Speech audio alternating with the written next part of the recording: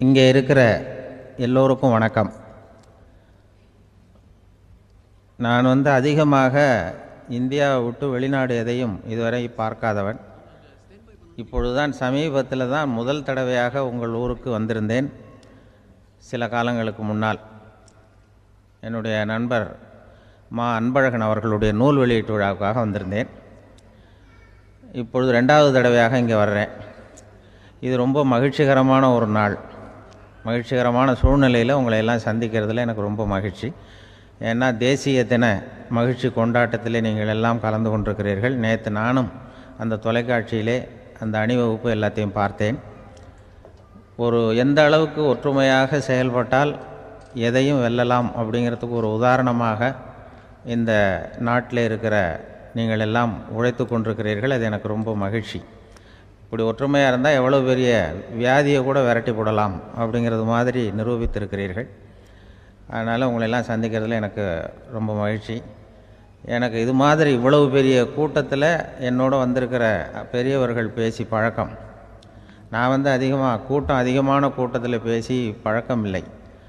ஆனால் ரேடியோவில் ஒரு 20-25 வருஷம் பேசியிருக்கிறேன்.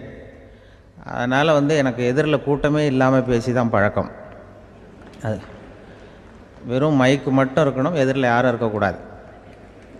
அப்படியே ரேடியோவில் பேசி பழக்கப்பட்டதுனால ஒரு பெரிய பிரம்மாண்டமான கூட்டத்தை பார்த்தது எனக்கே ஒரு மாதிரியாக இருக்கும். அதனால் கூட்டம் இல்லாமல் எனக்கு இப்போ கூட நீங்கள் எல்லோரும் எழுந்திரிச்சு வெளியில் போயிட்டால் ரொம்ப நல்லா பேசுவேன். நீங்கள் வெளியில் இருந்துட்டு கேட்கணும், ஏன்னா அப்படியே பழகி போச்சு. இருந்தாலும் இதில் எனக்கு என்னென்னா, இப்போ தமிழ்நாட்டில் நான் பலதரப்பட்ட கூட்டத்தில் பேசி சமீப காலத்தில் பேசியிருக்கிறேன். இந்த எல்கேஜி யூகேஜி படிக்கிற குழந்தைகள் முன்னாடி என்ன பேச சொல்லுவாங்க.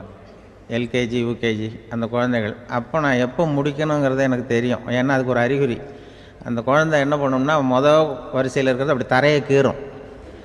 கேச்சுன்னா அது போதும் அப்படின்னு அதுக்கு முடிச்சுக்கோன்னு அர்த்தம். அதை பார்த்து தான் நான் முடிச்சுக்கிறது வழக்கம். கொஞ்சம் பெரிய ஹைஸ்கூல்னால் யாராவது பசங்க 2-3 பேர் கொட்டாவி விடுவாங்க. அதை பார்த்து அதை முடிச்சுக்கிறது வழக்கம். கல்லூரின்னா விசில் அடிப்பாங்க யாராவது 1-2 பேர். இப்படி எனக்கு பலதரப்பட்ட எப்போ முடிக்கணுங்கிறதுக்கு அப்படிலாம் அறிகுறி உண்டு. எனக்கு ரொம்ப பிடிச்சது என்னென்னா, இந்த முதியோர் இல்லங்கள் இருக்குது பாருங்கள். முதியோர் இல்லம், பென்ஷனர் அசோசியேஷன்லாம் இருக்குது தமிழ்நாட்டில். எல்லாம் 60-70 வயசுக்கு மேற்பட்டவர்கள். அவங்க கூட்டத்தில் பேசுகிறது தான் எனக்கு ரொம்ப பிடிக்கும். ஏன்னா நான் பாட்டுக்கு பேசிக்கிட்டே இருப்பேன், அவங்களும் அசையாமல் கேட்டுக்கிட்டு இருப்பாங்க. அதுக்கு என்ன காரணம்னா, காது கேட்காது. அது எனக்கு அப்புறம்தான் தெரியும். பேசி முடிச்சுட்டு இறங்கி போனால் அந்த பெஞ்சில் உட்காந்துருக்கிற ஒரு நாற்காலில், என்ன சார் முடிச்சிட்டிங்க போல் இருக்கு அப்படிம்பார். எப்படி சார் கண்டுபிடிச்சிங்க? அதான் இறங்கி வந்தீங்கல்ல அப்படிம்பார். அதனால் அது மாதிரி கூட்டத்தில் ஒன்றும் எனக்கு சுத்தமாக யாரும் இருக்கக்கூடாது எதிரில். இல்லைன்னா அந்த முதியோர் இல்லம் மாதிரி அப்படி காது கேட்காதவங்களாம் உட்காந்துருக்கணும். இங்கே அப்படி இல்லை, எல்லாம் ரொம்ப விழிப்போடு இருக்குங்க, காதை திறந்து வச்சுக்கிட்டு. அது மாதிரி என்ன போன்ற ஆட்களுக்கு இது கொஞ்சம் பேசுகிறதும் சில பேருக்கு என்னென்னா, பேச்சு மைக்கை பார்த்ததும் எனக்கு எப்போ நேரங்காலம் தெரியாது, முடிக்கிறதுக்கு தெரியாது. அப்படியும் உண்டு பேச்சாளர்கள் பல ரகம். நான் கூட இப்போ ஒரு ஏற்பாடு பண்ணியிருக்கிறேன். என்னுடைய நண்பர் சுபாஷ்னு ஒருத்தர் வந்திருக்கார். அவர்கிட்ட சொல்லியிருக்கேன், நான் எப்போ முடிக்கணும்னு தோணுதோ அப்போ லேசாக தலையை சொறி நான் முடிச்சுக்கிறேன். என்ன கடிகாரமும் கிடையாது, ஒன்றும் கிடையாது. நான் எப்போ ஆரம்பிக்கிறேன் எப்போ முடிக்கிறேன்னு தெரியாதுன்னு சொன்னேன். இதே மாதிரி கும்பகோணத்தில் சமீபத்தில் ஒரு கூட்டத்துக்கு போகும்பொழுது அந்த ஏற்பாட்டாளரை உட்கார வச்சு, நீ முடிக்கணும்னு தோன்றப்போ தலையை சொறியா நான் புரிஞ்சுக்கிறேன்னு சொல்லிவிட்டு, பெரியோர்களே தாய்மார்களே என்னதும் உடனே தலையை சொன்னாங்க. என்னையா அதுக்குள்ளேன்னா, இல்லை இது தலை அரிக்குது அதனால் சொல்லிடுறேன், நீ அது வேறு மாதிரியாக சொல்லுவேன்னு சொன்னார். அப்படி ஒருத்தர் ஏற்பாடு பண்ணி உட்கார வச்சுருக்கேன் எதிரில். அவர் இன்னும் தலைக்கு கையை கொண்டு போகல. முதல் வரிசையில் உட்கார வச்சுருக்கிறேன். ஏன்னா இந்த பேசுகிறவங்களுக்கு அந்த கூட்டம் பார்த்துட்டா முடிக்கிறது எப்போ முடிக்கிறது என்ன எதுன்னு தெரியாது. அது ஒரு பேச்சாளர் அவர் பாட்டு பேசிகிட்டே இருந்தாராம். ரொம்ப நேரம் பேசிகிட்டு இருந்திருக்கார். பேசிகிட்டு இருந்தால் ஒன்றும் புரியல, நேரங்காலம் தெரியல. அவருக்கே தோணி ஒரு கட்டத்தில் அந்த பேசுகிறவருக்கு, ஐயா மன்னிச்சுக்கோங்க, நான் ரொம்ப நேரம் பேசிட்டேன் போல் இருக்கு, எவ்வளோ நேரம் பேசினேன்னு எனக்கே ஞாபகம் இல்லை, இந்த கை கடிகாரத்தை கூட பார்க்க மறந்துட்டேன், என்னை மன்னிச்சுக்கோங்க அப்படின்னாராம். அப்போ கோபமாக ஒருத்தர் எழுந்திரிச்சு, ஏன்யா கடிகாரத்தை தான் மறந்தேன், பின்னாடி மாட்டிருக்கிற காலண்டரையாவது பார்க்கக்கூடாதா அப்படின்னாரான். அப்போ தான் தெரியுது அவன் வாரக்கணக்கில் பேசிக்கிட்டு இருந்திருக்கான். போன வெள்ளிக்கிழமை ஆரம்பித்து இந்த சனிக்கிழமை முடிக்கிறது மாதிரி அப்படி ஆகிடும். என்ன கிடைக்காரமும் கிடையாது. அது மாதிரி அந்த பேசுகிற பேச்சு ஆனால் பேசுனா என்ன சொல்லுவாங்கன்னா, எந்த பேச்சை கேட்டாலும் ஒரு தன்னம்பிக்கை வரணுமா கேட்குறவங்களுக்கு. அதுதான் நல்ல பேச்சு அப்படின்னு சொல்லுவாங்க. கேட்குறவங்களுக்கு ஒரு தன்னம்பிக்கை, வாழ்க்கையில் ஒரு பிடிப்பு வரணும், தன்னம்பிக்கை வரணும். அப்படிப்பட்ட எண்ணத்தில் தான் அவங்களாம் நல்ல கருத்துக்களை சொல்ல வந்திருக்கிறாங்க. அது என்னென்னா, ஒரு ஒரு ஒரு ஒரு இளைஞன் எங்கெங்கேயோ வேலை தேடியிருக்கான், வேலையே கிடைக்கல. உடனே ஒரு தண்டவாளத்தில் போய் தற்கொலை பண்ணி தண்டவாளத்தில் தலையை வச்சு படுத்துட்டானான். யாரும் வேலை கொடுக்கல, தண்டவாளத்தில் போய் தற்கொலை பண்ணி எடுத்து படுத்துருக்கான். அப்போது 2 பக்கமும் திரும்பி பார்க்குறான், ரயிலே வரல. என்னடா தற்கொலை பண்ணால் கூட ரயில் வர மாட்டேங்குது அப்படின்னு சொல்லிட்டு பார்த்துருக்கேன். அப்போ யாரோ ஒருத்தர் பேசிகிட்டு இருக்கார், ஒரு திடலில் கூட்டம், பெரியவர் பேசிகிட்டு இருக்கார். நம்ம அந்த பெரியவர் போய் கொஞ்ச நேரம் அந்த கூட்டத்தையாவது கேட்டுட்டு வருவோம், ரயில் வர்ற பாட்டை காணும், அப்புறம் தலையை வச்சு படுத்துக்குவோம் அப்படி நேராக அந்த கூட்டத்துக்கு போனால் ஒரு திடலில் ஒரு பெரிய மனுஷன் பேசிகிட்டு இருக்கார். தன்னம்பிக்கை, வாழ்க்கையில் இளைஞர்கள் ரொம்ப தன்னம்பிக்கையோடு இருக்கணும் அப்படி இப்படின்னு பேசிகிட்டு இருக்கார். இவன் போய் உட்காந்து கேட்டான். இந்த இளைஞன் 1 மணி நேரம் கேட்டான். 2000 பேர் உட்காந்து கேட்டுக்கிட்டு இருந்தாங்க. உடனே கூட்டம் முடிஞ்சுது. கூட்டம்லாம் கலைஞ்சி போச்சு. அந்த பெரியவர் பேசிக்கிட்டு இருந்தார், அவரை போய் இவன் சந்தித்தான். இளைஞன், ஐயா, நான் தற்கொலை பண்ணிக்கணுங்கிற எண்ணத்தோடு வந்தேன். தண்டவாளத்தில் தலையை வச்சு படுத்தேன், ரயில் வரல. அந்த நேரம் உங்கள் பேச்சு குரல் தான் கேட்டுது. நான் உங்கள் பேச்சை கேட்டேன், 1 மணி நேரம் கேட்டேன். கேட்டு முடித்ததுக்கப்புறம் என்னுடைய எண்ணத்தை நான் மாற்றிக்கிட்டேன். நான் இனிமேல் தற்கொலை பண்ணிக்க மாட்டேன் அப்படின்னா. அவர் பேச்சாளருக்கு ரொம்ப பெருமை. இதுதான் ஒரு பேச்சுக்கு அடையாளம், இப்படி தான் இருக்கணும். சரி, அந்த முடிவுக்கு எப்படி நீ வந்தேன்னு கேட்டார். இப்போ உங்கள் பேச்சை இந்த கூட்டத்தில் எவ்வளோ பேர் கேட்டுக்கிட்டு இருந்தாங்க சார் அப்படின்னு கேட்டான். ஒரு 2000 பேர் இருக்கும்பா அப்படின்னார் அவர். அப்போ அந்த இளைஞன் சொன்னானா, ஒரு 2000 பேரை ஒரே நேரத்தில் சாகடிக்கிற நீ உயிரோடு இருக்கிறப்போ நான் எதுக்கு சார் சாகணும்? நான் இது வரைக்கும் யாருக்கும் எந்த கெடுதலும் பண்ணலை, நான் இனிமேல் சாக மாட்டேன் சார்ட்டு போயிட்டானா. அப்படி கேட்குறவங்களுக்கு ஒரு தன்னம்பிக்கை வரணும். அது எப்படியோ வந்தால் போகிறோம். இப்போ எங்கள் பேச்சை கேட்டுவிட்டோம், அந்த ரகத்தில் வந்தாலும் சரி தான். வாழ்க்கையில் ஒரு பிடிப்பு வரணும் அப்படிங்கிறது தான் ஒரு சிறந்த பேச்சுக்கு அடையாளம்னு சொல்லுவாங்க. அப்படி அது பண்ணுறது. இதில் என்னென்னா, இந்த மனிதனுக்கு அந்த சிரிப்பு இருக்குது பாருங்கள், அதை பற்றி சொல்லுவாங்க. நகைச்சுவை, குடும்பத்தில் நகைச்சுவை உணர்வு இருந்ததுன்னா குழப்பமே வராதுன்னு சொல்லுவாங்க. இந்த பேச்சாளர்கள் என்னென்னா, சில பேர் தெளிவாக பேசி குழப்புறவங்க இருக்கிறாங்க, குழப்பமாக பேசி தெளிவுபடுத்துகிறவங்க இருக்கிறாங்க. அப்படிப்பட்ட பேச்செல்லாம் உண்டு. குழப்பமாக பேசி தெளிவுபடுத்துறது யாருன்னா சித்தர்கள். நம்ம பழைய சித்தர் பாட்டெல்லாம் பார்த்திங்கன்னா படிக்கிறதுக்கு குழப்பமாக இருக்கும், ஆனால் அது கருத்து தெளிவாக இருக்கும். அதுதான் குழப்பமாக பேசி தெளிவுபடுத்துகிறவரெலாம் பழைய நம்ம சித்தர்கள். தெளிவாக பேசி குழப்புறவங்க இருக்கிறாங்க சில பேச்சாளர்கள். பேச்சாளருக்காக ஒருத்தன் ஆடு மேய்ச்சிக்கிட்டு இருந்தானா, ஒரு ஆடு மேய்ச்சிக்கிட்டு இருந்திருக்கிறான் ஒரு திடலில். அந்த ஆடு மேய்க்கிற அந்த ஆள் ரொம்ப தெளிவாக பேசணும்னு நினைக்கிறவன். அவர்கிட்ட போய் கேட்டிருக்கான். அந்த ஆள்கிட்ட போய் ஒருத்தன் கேட்டான், மந்தையில் எத்தனை ஆடுப்பா இருக்குது அப்படின்னா. அப்போ அவன் சொன்னான், ஆடு மேய்க்கிறவன், சார் எதையும் தெளிவாக கேட்கணும், நீ கருப்பாட்டை கேட்குறியா வெள்ளாட்டை கேட்குறியா அப்படின்ட்டுருக்கான். கருப்பாடு அது ஒரு 50 இருக்குது அப்படின்னா. சரி, வெள்ளாடு எத்தனை இருக்குது அப்படின்னா, அதுவும் 50 தான் இருக்குது அப்படின்ட்டுருக்கான். இன்னும் ரெண்டும் ஒரே ஆன்சர் தானே சொல்கிறான் அப்படின்னு சொல்லி, சரி இந்த ஆடெல்லாம் எவ்வளவு புல் சாப்பிடும் ஒரு நாளைக்கு? சார் மறுபடியும் தெளிவாக கேளுங்க, கருப்பாடா வெள்ளாடா? கருப்பாடு அப்படின்னா 10 கிலோ சாப்பிடும். சரி, வெள்ளாடு அதுவும் 10 கிலோ சாப்பிடும். ரெண்டுக்கும் அதே தான் சொல்கிறான். சரிப்பா, இது எல்லாம் எவ்வளவு பால் கறக்கும் இந்த ஆடெல்லாம்? சார் திருப்பி சொல்ல தெளிவாக கேளுங்க, கருப்பாடா வெள்ளாடான்னா? கருப்பாடு தினம் 5 லிட்டர் கறக்கும், வெள்ளாடு அது 5 லிட்டர் தான் கறக்கும் அப்படின்னா. இப்படியே இவன் தெளிவாக பேசி இவன் என்ன சொல்லிட்டு வரான்னு தெரியல. ரெண்டும் ஒரே ஆன்சர் தான், அப்புறம் எதுக்கு பிரித்து பேசுகிற? ரெண்டும் ஒன்று தாடா சொல்கிறேன்னு இருக்காரு. அப்படி இது ஆரம்பத்திலே கேட்டால் சொல்லிட்டு போகிறேன். ஏன்னா ஏன் அப்படி தெளிவாக பிரித்து கேட்குறேன்னா, அந்த கருப்பாடெல்லாம் எதிர்த்த வீட்டுக்காரனுக்கு சொந்தம் அப்படின்னா. சரி, வெள்ளாடு அதுவும் எதிர்த்த வீட்டுக்காரனுக்கு தான் சொந்தம் அப்படின்னா. இப்போ என்ன பேசினா தெளிவாக பேசி குழப்பிக்கிட்டு இருக்கான்னு அர்த்தம். இப்போ எதுக்கு இந்த அறிகுறியை சொல்கிறேன்னா, நான் பேசுகிறது கூட அப்படி தான் இருக்கும். ஏன்னா குழப்பமாக பேசி தெளிவுபடுத்துகிறவர்கள் பின்னாடி வராங்க, அவங்க கொஞ்சம் அவங்க. அதனால் நம்மளால் முடிஞ்ச வரைக்கும் கொஞ்சம் தெளிவாக பேசி உங்களை குழப்பி வச்சோம்னா அவங்க வந்து பின்னாடி பார்த்துக்குவாங்க. அதுதான் எனக்கு எங்கள் ஊர்லேயே ஒரு பேர். எங்கள் ஊர் நண்பர்கள் கூட இங்கே வந்திருக்கிறாங்க. எங்கள் ஊரில் இருக்கிறவங்க இந்த ஊரில் வேலை பார்க்குறாங்கங்கிறது எங்கள் ஊர் பக்கத்து ஊர் இப்போ தான் தெரியும். வந்த பிறகு நண்பர்கள்லாம் வந்து பார்த்தாங்க. எங்கள் ஊர் பையங்கள்லாம் இங்கே இருக்கிறாங்கங்கிறது எனக்கு இப்போ தான் தெரியும். எங்கள் ஊரில் அவங்களுக்கு தெரியும் எனக்கு பேர் என்னென்னா எல்லாம் நல்லா செய்வேன், கொஞ்சம் பொய் சொல்லுவேன் அப்படிம்பாங்க.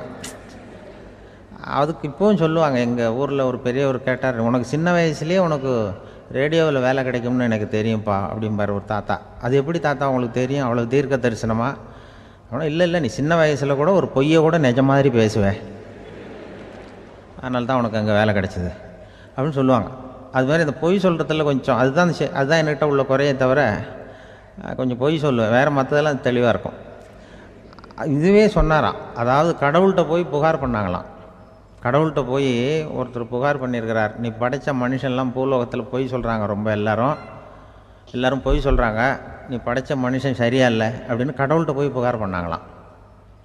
அப்போ கடவுள் சொன்னாராம், என்னை யாரும் ஏமாற்ற முடியாதுப்பா, நான் வந்து அதுக்கு ஒரு ரிமோட் கண்ட்ரோல் மாதிரி ஒன்று வச்சுருக்கேன், இங்கே பாரு, எதிர்த்தாவில் பாரு என்ன தெரியுது அப்படின்னா பிரம்மாண்டமான செவுரு, அதில் லட்சக்கணக்கான எலக்ட்ரிக் பல்புலாம் சொருவிருக்கு, அதெல்லாம். அப்போ கடவுள் சொன்னாராம், புகார் சொன்னவனை கூப்பிட்டு, இதை பாருப்பா, எலக்ட்ரிக் பல்பு, பூலோகத்தில் நாம் படைத்த மனிதர்கள் யாராவது பொய் சொன்னால் இங்கே விளக்கு எரியும், எந்த ஏரியாவில் எவ்வளவு விளக்கு எரியுது அப்படிங்கிறத பார்த்து நான் கண்டுபிடிச்சிருவேன். நான் படைத்த மனிதர்களை என்னை ஏமாற்ற முடியாது, எவ்வளவு பேர் எங்கே பொய் சொல்கிறாங்கிறது இந்த விளக்கை பார்த்து கண்டுபிடிச்சிருவேன் நான் கடவுள். இப்படி சொல்லிகிட்டு இருக்கும்பொழுது எல்லா விளக்கம் எரிஞ்சுதான். அப்போ புகார் பண்ணவன் கேட்டிருக்கான், இது ஏதாவது ஒயரிங்கில் கோளாறாக இருக்குமா சார், இது ஏன் இப்படி எல்லாம் எரியுது அப்படிங்கிறப்ப கடவுள் சொன்னாராம், இல்லை இப்போ வந்து சிங்கப்பூரில் தென்கட்சி சுவாமிநாதன் பேசிக்கிட்டு இருக்காரு, இன்னும் ஒரு 15-20 நிமிஷத்தில் சரியாக போடும் அப்படின்னாராம். அப்படி சொல்லுவாங்க என்னை பற்றி கொஞ்சம் பொய் சொல்கிறதுங்கிறது. அதுக்காக உங்ககிட்ட வந்து பொய் சொல்ல முடியாது. நான் பொய் சொல்கிறதுனா அந்த முன்னாடி சொன்ன முதியோர் இல்லம் அங்கே வேணால் சொல்லலாம், எதை சொன்னாலும் கேட்க போகிறதில்ல, அப்படி சொல்லலாம். ஏன்னா இப்போ இதில் என்னென்னா, இவங்க ஐயாக்கெல்லாம் இங்கே வந்ததும் பெரியவங்கள்லாம் சொன்னாங்க, முஸ்தபா சார்லாம் சொன்னார், இங்கே வந்து முன்னாடிலாம் எங்கள் மனிதர்கள் எந்த அளவுக்கு இப்போ வந்து ரொம்ப ஆக்கபூர்வமாக வளர்ந்துருக்கிறார்கள். முன்னாடிலாம் சினிமா நடிகர்களுக்கு தான் இது மாதிரி கூட்டங்கள்லாம் வரும், சினிமா சம்மந்தப்பட்டவங்களுக்கு இது மாதிரி ஏதாவது நல்ல விஷயங்களை பேசுகிறவங்களுக்கு கூட்டம் வர்றது வந்து ஒரு பெரிய ஆரோக்கியமான அறிகுறி, எங்களுக்கெல்லாம் ரொம்ப மகிழ்ச்சியாக இருக்குது சார்னு சொன்னார். அது இப்போ அதுக்கு தான் வந்திருப்பீங்க, வேறு ஒன்றும் இப்போ எங்கள் முகத்துக்காக வந்திருக்க போகிறீங்க, அப்படி ஒன்றும் கவர்ச்சியான முகமா அதுவும், அதனால் வந்து முகத்தை பார்க்குறதுக்கு தான் வந்திருக்கிறாங்க அப்படின்னு சொல்லி. அந்த ரேடியோவில் நான் கொஞ்ச காலம் வெளியில் தெரியாமல் இருந்தேன். அப்போ என்ன பண்ணுவாங்கன்னா, என்ன வருவாங்க எங்கள் ரேடியோ ஸ்டேஷனுக்கு வருவாங்க, சார் அந்த தினம் ரேடியோவில் பேசுகிறாரு இன்று ஒரு தகவல், அவர் முகத்தை பார்த்துட்டு போகணும் சார் அப்படின்ட்டு வருவாங்க. ஏன்னா இப்போ தொலைக்காட்சியில் வர்றதில்லை. அதில் என்னென்னா அப்படி ஒரு தடவை வர்றவங்க அடுத்த தடவை வர்றதில்லை.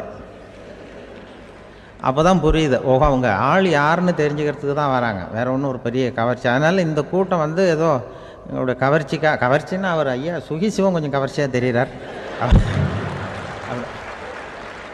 அதனால் அவருக்காக வந்த கூட்டமாக வேணா இருக்கலாம், வேறு எனக்கு அந்த நம்பிக்கை இல்லை. ஐயா சாலமன் பாப்பாவுக்கு சுத்தமாக அந்த நம்பிக்கை இருக்காது. அதனால் நாங்கள் வந்து ஏமாந்து போட மாட்டோம், ஏதோ எங்களை பார்க்க தான் வந்திருக்கிறாங்க எல்லோரும் அப்படின்னு. என்ன அவங்களுக்கு கருத்துன்னா, நல்ல குடும்பம், நல்ல மகிழ்ச்சியாக வாழ்வது எப்படி, நல்ல குடும்பத்தை எப்படி நடத்துறது, இது மாதிரி நல்ல கருத்துக்களை இப்போ ஜனங்கள்கிட்ட பரிமாறிக்கணும்னு இந்தியாவிலையும் தமிழ்நாட்டிலையும் சில நிகழ்ச்சிகளை அவங்க நடத்திட்டு இருக்கிறாங்க. ஐயா அவர்கள் கிராமப்புறங்களில் நகர்ப்புறங்கள்லாம் ஜனங்களை கூப்பிட்டு நல்ல விஷயத்தை சொல்லுது. குடும்பங்கிறது இப்போ வந்து ரொம்ப கஷ்டம். இப்போ எப்படின்னா, ஒரு 600 வருஷத்துக்கு முன்னாடி மனுஷனுக்கு இருந்த நெருக்கடி இருக்குது பாருங்கள், ஒரு 600 வருஷத்துக்கு முன்னாடி மனுஷனுக்கு எவ்வளோ நெருக்கடி இருந்ததோ அதுபோல் 40 பங்கு இப்போ அதிகமாகிட்டு தான் கண்டுபிடிச்சி சொல்லியிருக்கிறாங்க. அவ்வளவு நெருக்கடிக்கு மத்தியில் நாம் வாழ்ந்துக்கிட்டு இருக்கிறோம். ஒரு 600 வருஷத்துக்கு முன்னாடி என் தலையில் 1 கிலோ வச்சுக்கிட்டு நின்னேன்னு வைங்க, இப்போ 40 கிலோ வச்சுக்கிட்டு நிற்கிறேன். அப்படி ஒவ்வொரு மனுஷனுக்கும் வாழ்க்கையில் நெருக்கடி அதிகமாக போச்சு. இப்போ இந்த நெருக்கடியில் முன்னாடிலாம் யாரோ ஒருத்தர் தான் தியானம் பண்ணுவாங்க. தியானம்னா ஒருத்தர் 2 பேர் காட்டுக்கு போய் தியானம் பண்ணிகிட்டு இருப்பாங்க 600 வருஷத்துக்கு முன்னாடி. இப்போ வீட்டுக்கு வீடு தியானம் நடக்குது. ஏன்னா அந்தளவுக்கு வாழ்க்கையில் ஒரு நிம்மதி வேணும் அப்படின்னு சொல்லி பண்ணிட்டாங்க.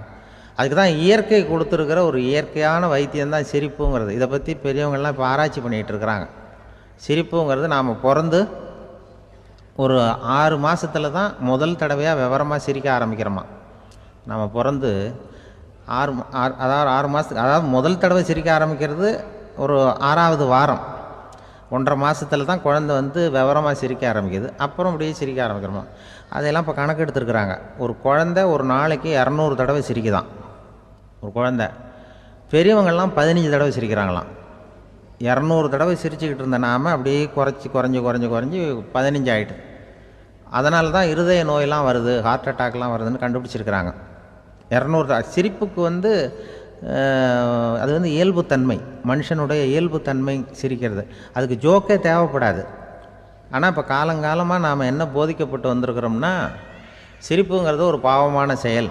ஒரு முதலாளிக்கு முன்னாடி தொழிலாளி சிரித்தா மரியாதை குறைச்சல், ஒரு கணவனுக்கு முன்னாடி மனைவி சிரித்தா மரியாதை குறைச்சல், அது மாதிரி ஒரு வாத்தியாருக்கு முன்னாடி பையன் சிரித்தா மரியாதை குறைச்சல், ஒரு ஆஃபீஸருக்கு முன்னாடி பியூனு சிரித்தா மரியாதை குறைச்சல், இப்படின்னு சொல்லி சிரிப்புங்கிறது ஏதோ மரியாதை குறைவான செயல்னு காலங்காலமாக நாம் போதிக்கப்பட்டு வந்திருக்கிறோம். இப்போ மரபு ரீதியாகவே அந்த சிரிப்பு வந்து நம்மகிட்ட சிறைப்பட்டுருக்கு தான், அடங்கி போச்சு. அந்த சிறைப்பட்டிருக்கிற சிரிப்பை வெளியில் கொண்டு வர்றதுக்கு தான் ஜோக்குன்னு ஒரு சாவியை போட வேண்டியிருக்கு. வேறு இந்த ஜோக்குக்கும் சிரிப்புக்கும் சம்மந்தம் இல்லை. அதை ஏற்கனவே இருக்கிறத வெளில கொண்டு வரதுக்கு ஒரு சாவி மாதிரி உபயோகப்படுதுன்னு இப்போ அதை பற்றி ஆராய்ச்சி பண்ணுறவங்களாம் சொல்கிறாங்க. ஏன்னா சிரிப்புக்கு ஜோக்கு தேவைப்படாது. இப்போ ஒரு குழந்தை தொட்டிலில் படுத்துருக்குன்னு வைங்களேன், குழந்தை தொட்டிலில் இருக்குது, அது முகத்துக்கிட்ட போய் ஒரு கிளுகிழுப்பை ஆட்டுங்க சிரிக்கும். அந்த கிளுகிழுப்பை சத்தமே சிரிக்க வைக்கிறதுல அதுதான் மனுஷனுடைய இயல்புத்தன்மை. அது என்ன ஜோக்காது? சத்தம். ஒரு கிளுகிழுப்பையை கொண்டு போய் குழந்தை முகத்துக்கிட்ட ஆட்டினா சிரிக்குதே, அதுதான் இயல்புத்தன்மை. அதே கிளுகிழுப்பையை ஒரு தாத்தா மூஞ்சிக்கிட்ட ஆட்டுங்க, கோவம் வந்துடும், அடிக்க வருவார். என்னடா விளையாட்டு இது அப்படிம்பார். ஏன்னா அவர் சிரிச்சுக்கிட்டு இருந்தவர், அப்படி இருந்தவர் ஒரு காலத்தில். ஒரு கிளுகிழுப்பைக்கு சிரித்தவர் ஒரு காலத்தில் இப்போ கோவப்படுறாருன்னா அந்த அளவுக்கு நம்ம மாறி போயிட்டே வந்துக்கிட்டு இருக்கிறோம். அதனால் வந்து அந்த இயல்புத்தன்மை மாறாமல் இருக்கணுங்கிறது ரொம்ப முக்கியம். அதுக்காக எல்லோரையும் குழந்தையாக்க முடியாது. மனுஷன் வந்து எல்லோரும் இனிமேல் வந்து வயசுங்கிறது கூட ஆகிட்டே தான் இருக்கும். அதுக்காக குறைச்சிக்கிட்டே போக முடியாது. அதுக்கு யாராவது மருந்து கண்டுபிடிச்சாதான் உண்டு. ஆனால் ஒருத்தர் மருந்து கண்டுபிடிச்சாராம், சொல்லுவாங்க. ஒரு டாக்டர் வந்து ஒரு மாத்திரை கண்டுபிடிச்சாராம். ஒரு மாத்திரை சாப்பிட்டா ஒரு வயசு குறையும், ஒரு மாத்திரை சாப்பிட்டா ஒரு வயசு குறையும் அப்படின்னு ஒரு மாத்திரையை கண்டுபிடிச்சிருக்காரு.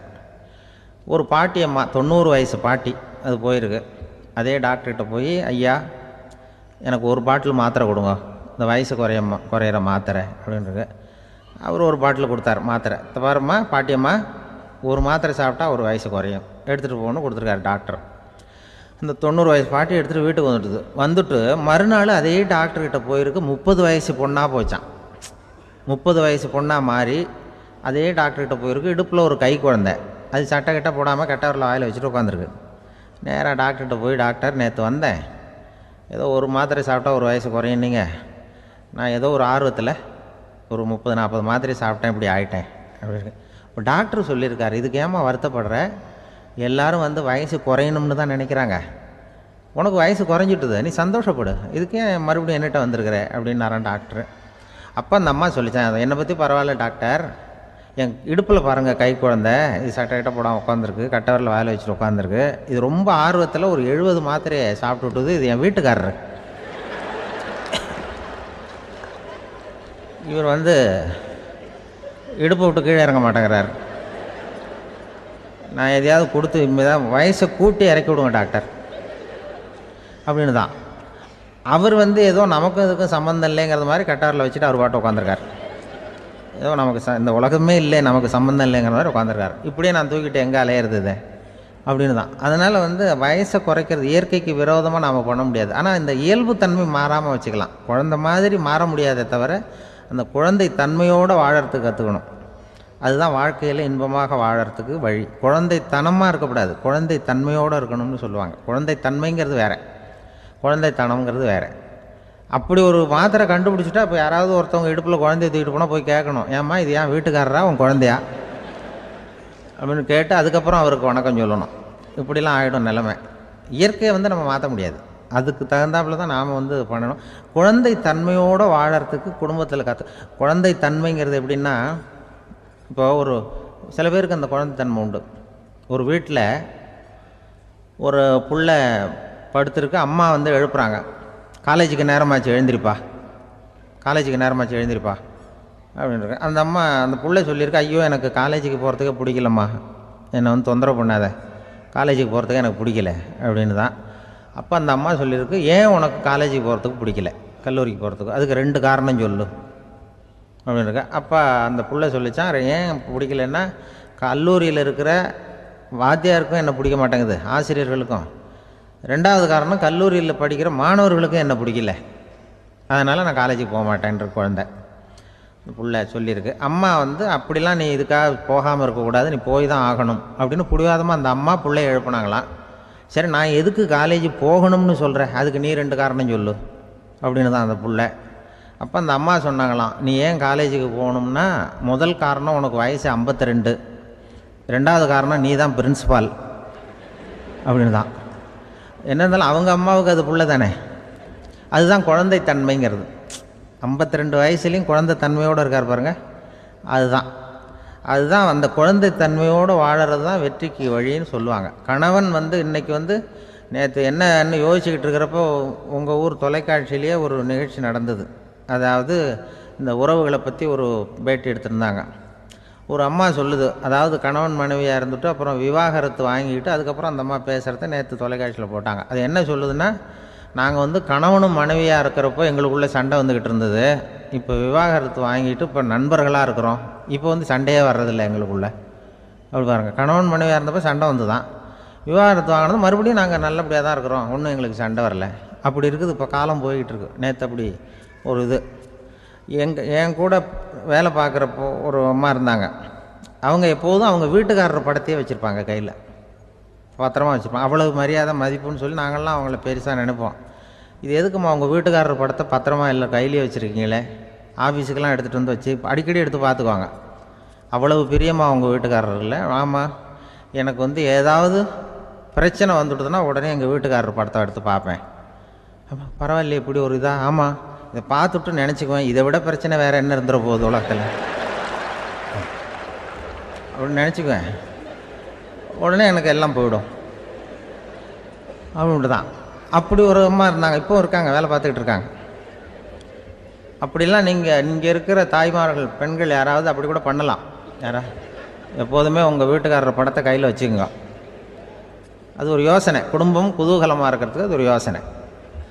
அதே மாதிரி இவங்களும் அவங்க படத்தை வச்சுக்கலாம், வச்சுக்கிட்டு பிரச்சனை வரும்பொழுது பார்த்துக்கணும், இதை விட நமக்கு என்ன வந்துட போகுது பெருசாக அப்படி தான் இருக்கணும். குடும்பம் வந்து நல்லபடியாக இருக்கணும்னா அதுக்கு இப்போ சொல்லுவாங்க, கடவுளே வந்து ஒரு வீட்டு கணவன் வீட்டு தலைவர் கனவுல வந்தாராம். கடவுள் வந்து இது மாதிரி உன்னை விட்டுட்டு உங்கள் குடும்பத்தை உன்னையெல்லாம் விட்டுட்டு போக போகிறேன்னா, அதனால் ஏதாவது வர வேணும்னா கேட்டு போய் வாங்கிக்கோ அப்படின்னு கடவுள் சொன்னாராம் அந்த குடும்ப தலைவர்கிட்ட. அவருக்கு என்ன கேட்குறதுன்னு புரியல. கடவுள் வந்து விட்டுட்டு போகிறேங்கிறார், ஏதாவது வரம் கேட்டுக்கோ அப்படின்னு நம்ம என்ன பண்ணுறது, என்ன கேட்குறதுன்னு ஒன்றும் புரியல, குழம்பிக்கிட்டு இருந்தான் அந்த ஆள் கனவில். இப்போ கடவுள் சொன்னாரா, சரி நீ ரொம்ப குழப்பமாக இருக்க, நாளைக்கு மறுபடியும் உன் கனவில் வரேன், அதுக்குள்ளே நீ முடிவு பண்ணி வை, உனக்கு என்ன வரம் வேணுமோ கேட்டு வாங்கிக்கோ, உனக்கு வரம் கொடுத்துட்டு நான் போயிடுறேன், உன்னை விட்டுட்டு போகிறதா நான் முடிவு பண்ணிட்டேன் அப்படின்ட்டுருக்காரு கடவுள். சரி ஒரு நாள் அவகாசம் கொடுங்க, நாளைக்கு நான் அதுக்குள்ளே முடிவு பண்ணி வைக்கிறேன்ட்டு அவர் வந்தார். மறுநாள் முழிச்சுக்கிட்டு மனைவி மகன் மக்கள் எல்லோரையும் கூப்பிட்டார், குடும்பத்தில் எல்லாரையும். இப்படி வாங்க, இது மாதிரி நேற்று கனவுல வந்தார் கடவுள், நம்மளை விட்டுட்டு போக போகிறாராம், என்ன வரம் வேணும்னு கேட்டு வாங்கிங்கோ அப்படின்னு இப்போ சொல்லிட்டார். என்ன கேட்குறதுன்னா அப்படின்னு அந்த கணவன் கேட்குறான். இந்த மனைவி சொல்கிறாங்க, என் உடம்பு பூரா நகையாக இருக்கணும் அப்படின்னு கேள் அப்படின்ட்டுருக்கு. அதுக்குள்ளே அந்த ஒரு பொண்ணு ஓடி வந்து, அப்படிலாம் கேட்காதப்பா கடவுள்கிட்ட, இப்போ இருக்கிற சொத்து எவ்வளோ இருக்கோ அதுபோல் இன்னொரு பங்கு வேணும்னு கேள் அப்படின்னு. அந்த பையன் வந்து அவன் வேறு சொன்னான், அவன் அது நமக்கு வந்து இது போல் ஒரு 10 பங்காவது வேணும், 2 பங்களா கார் வேணும் அப்படின்னு அவன் ஒரு லிஸ்ட்டை கொடுத்தான்.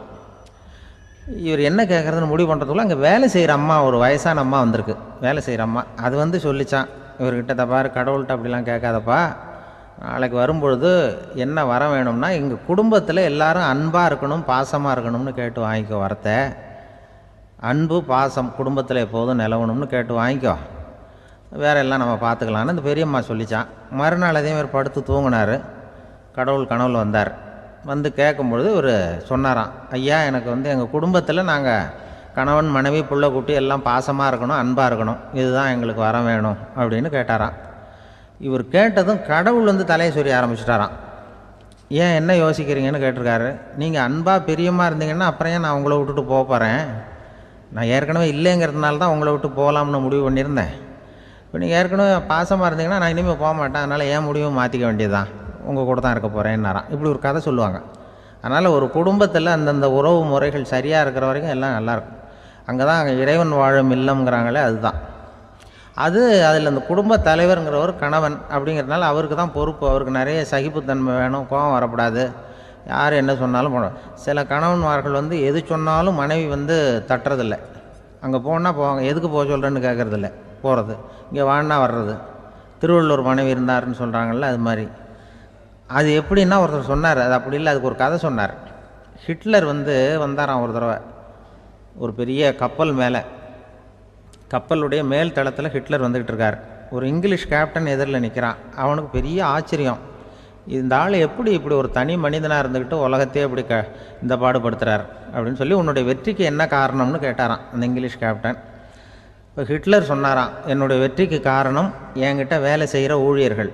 நான் கிழிச்ச கோட்டை தாண்ட மாட்டாங்க, நான் என்ன சொல்கிறேனோ அதை உடனே செய்வாங்க, ஏன் எதுக்குன்னு எதிர்த்து பேச மாட்டாங்க, அதுதான் என்னுடைய வெற்றிக்கு காரணம் அப்படின்னு சொல்லி அதை நிரூபித்து காட்டுறேன் பார் அப்படின்னு சொல்லி கையை தட்டினாராம் ஹிட்லர்.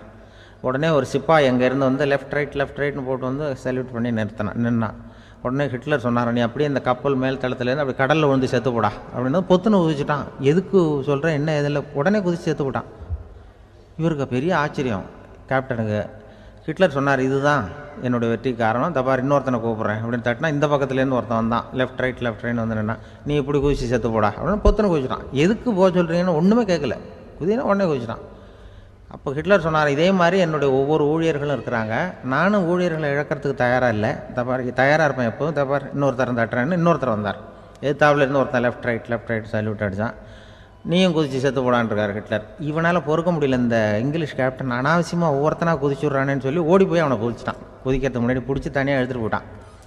தனியாக எடுத்துகிட்டு போய் அந்த சிப்பாய்கிட்ட கேட்டாரான் அந்த இங்கிலீஷ் கேப்டன், ஏன்ப்பா அந்த ஆள் குதிக்க சொல்கிறான்னா நீ ஏன் எதுக்குன்னு கேட்குறது இல்லையா, உடனே குதித்து செத்து போகிறீங்களே, இதெல்லாம் என்ன அநியாயம் அப்படின்ட்டுருக்கான் அந்த இங்கிலீஷ் கேப்டன் கையை பிடிச்சிக்கிட்டு. உடனே அந்த சிப்பாய்க்கு கோவம் வந்துட்டு தான், உடையா கையை, இவன்ட்ட வேலை பார்க்குறத விட உழுந்து செத்து போகலான்னு நான் குதிக்கிறான், என்ன அனாவசியமாக எதுக்கையாக இருக்க சொல்கிறேன் அப்படின்னு சொல்லி குதிச்சுட்டானா. அதனால் இந்த உடனே சொல்கிறத செய்கிறாங்க பாருங்கள், அவங்கள நம்பக்கூடாது. கணவன்மார்களுக்கு ஒரு எச்சரிக்கை, சொல்கிறத உடனே செஞ்சுருவாங்க மனைவி, நீ அங்கே போனால் போங்க வரணும் அது ஹிட்லர் மாதிரி நினைக்கிறாங்கன்னு அர்த்தம். இதுகிட்ட பேசிக்கிட்டு இருக்கிறத விட சொல்கிறத செஞ்சுட்டு போடுவோமே, அப்படி சமாளிக்கிற கணவன்மார்கள் உண்டு. குடும்பத்தில் வந்து அப்படிலாம் இருந்து சமாளிக்கிறாங்க.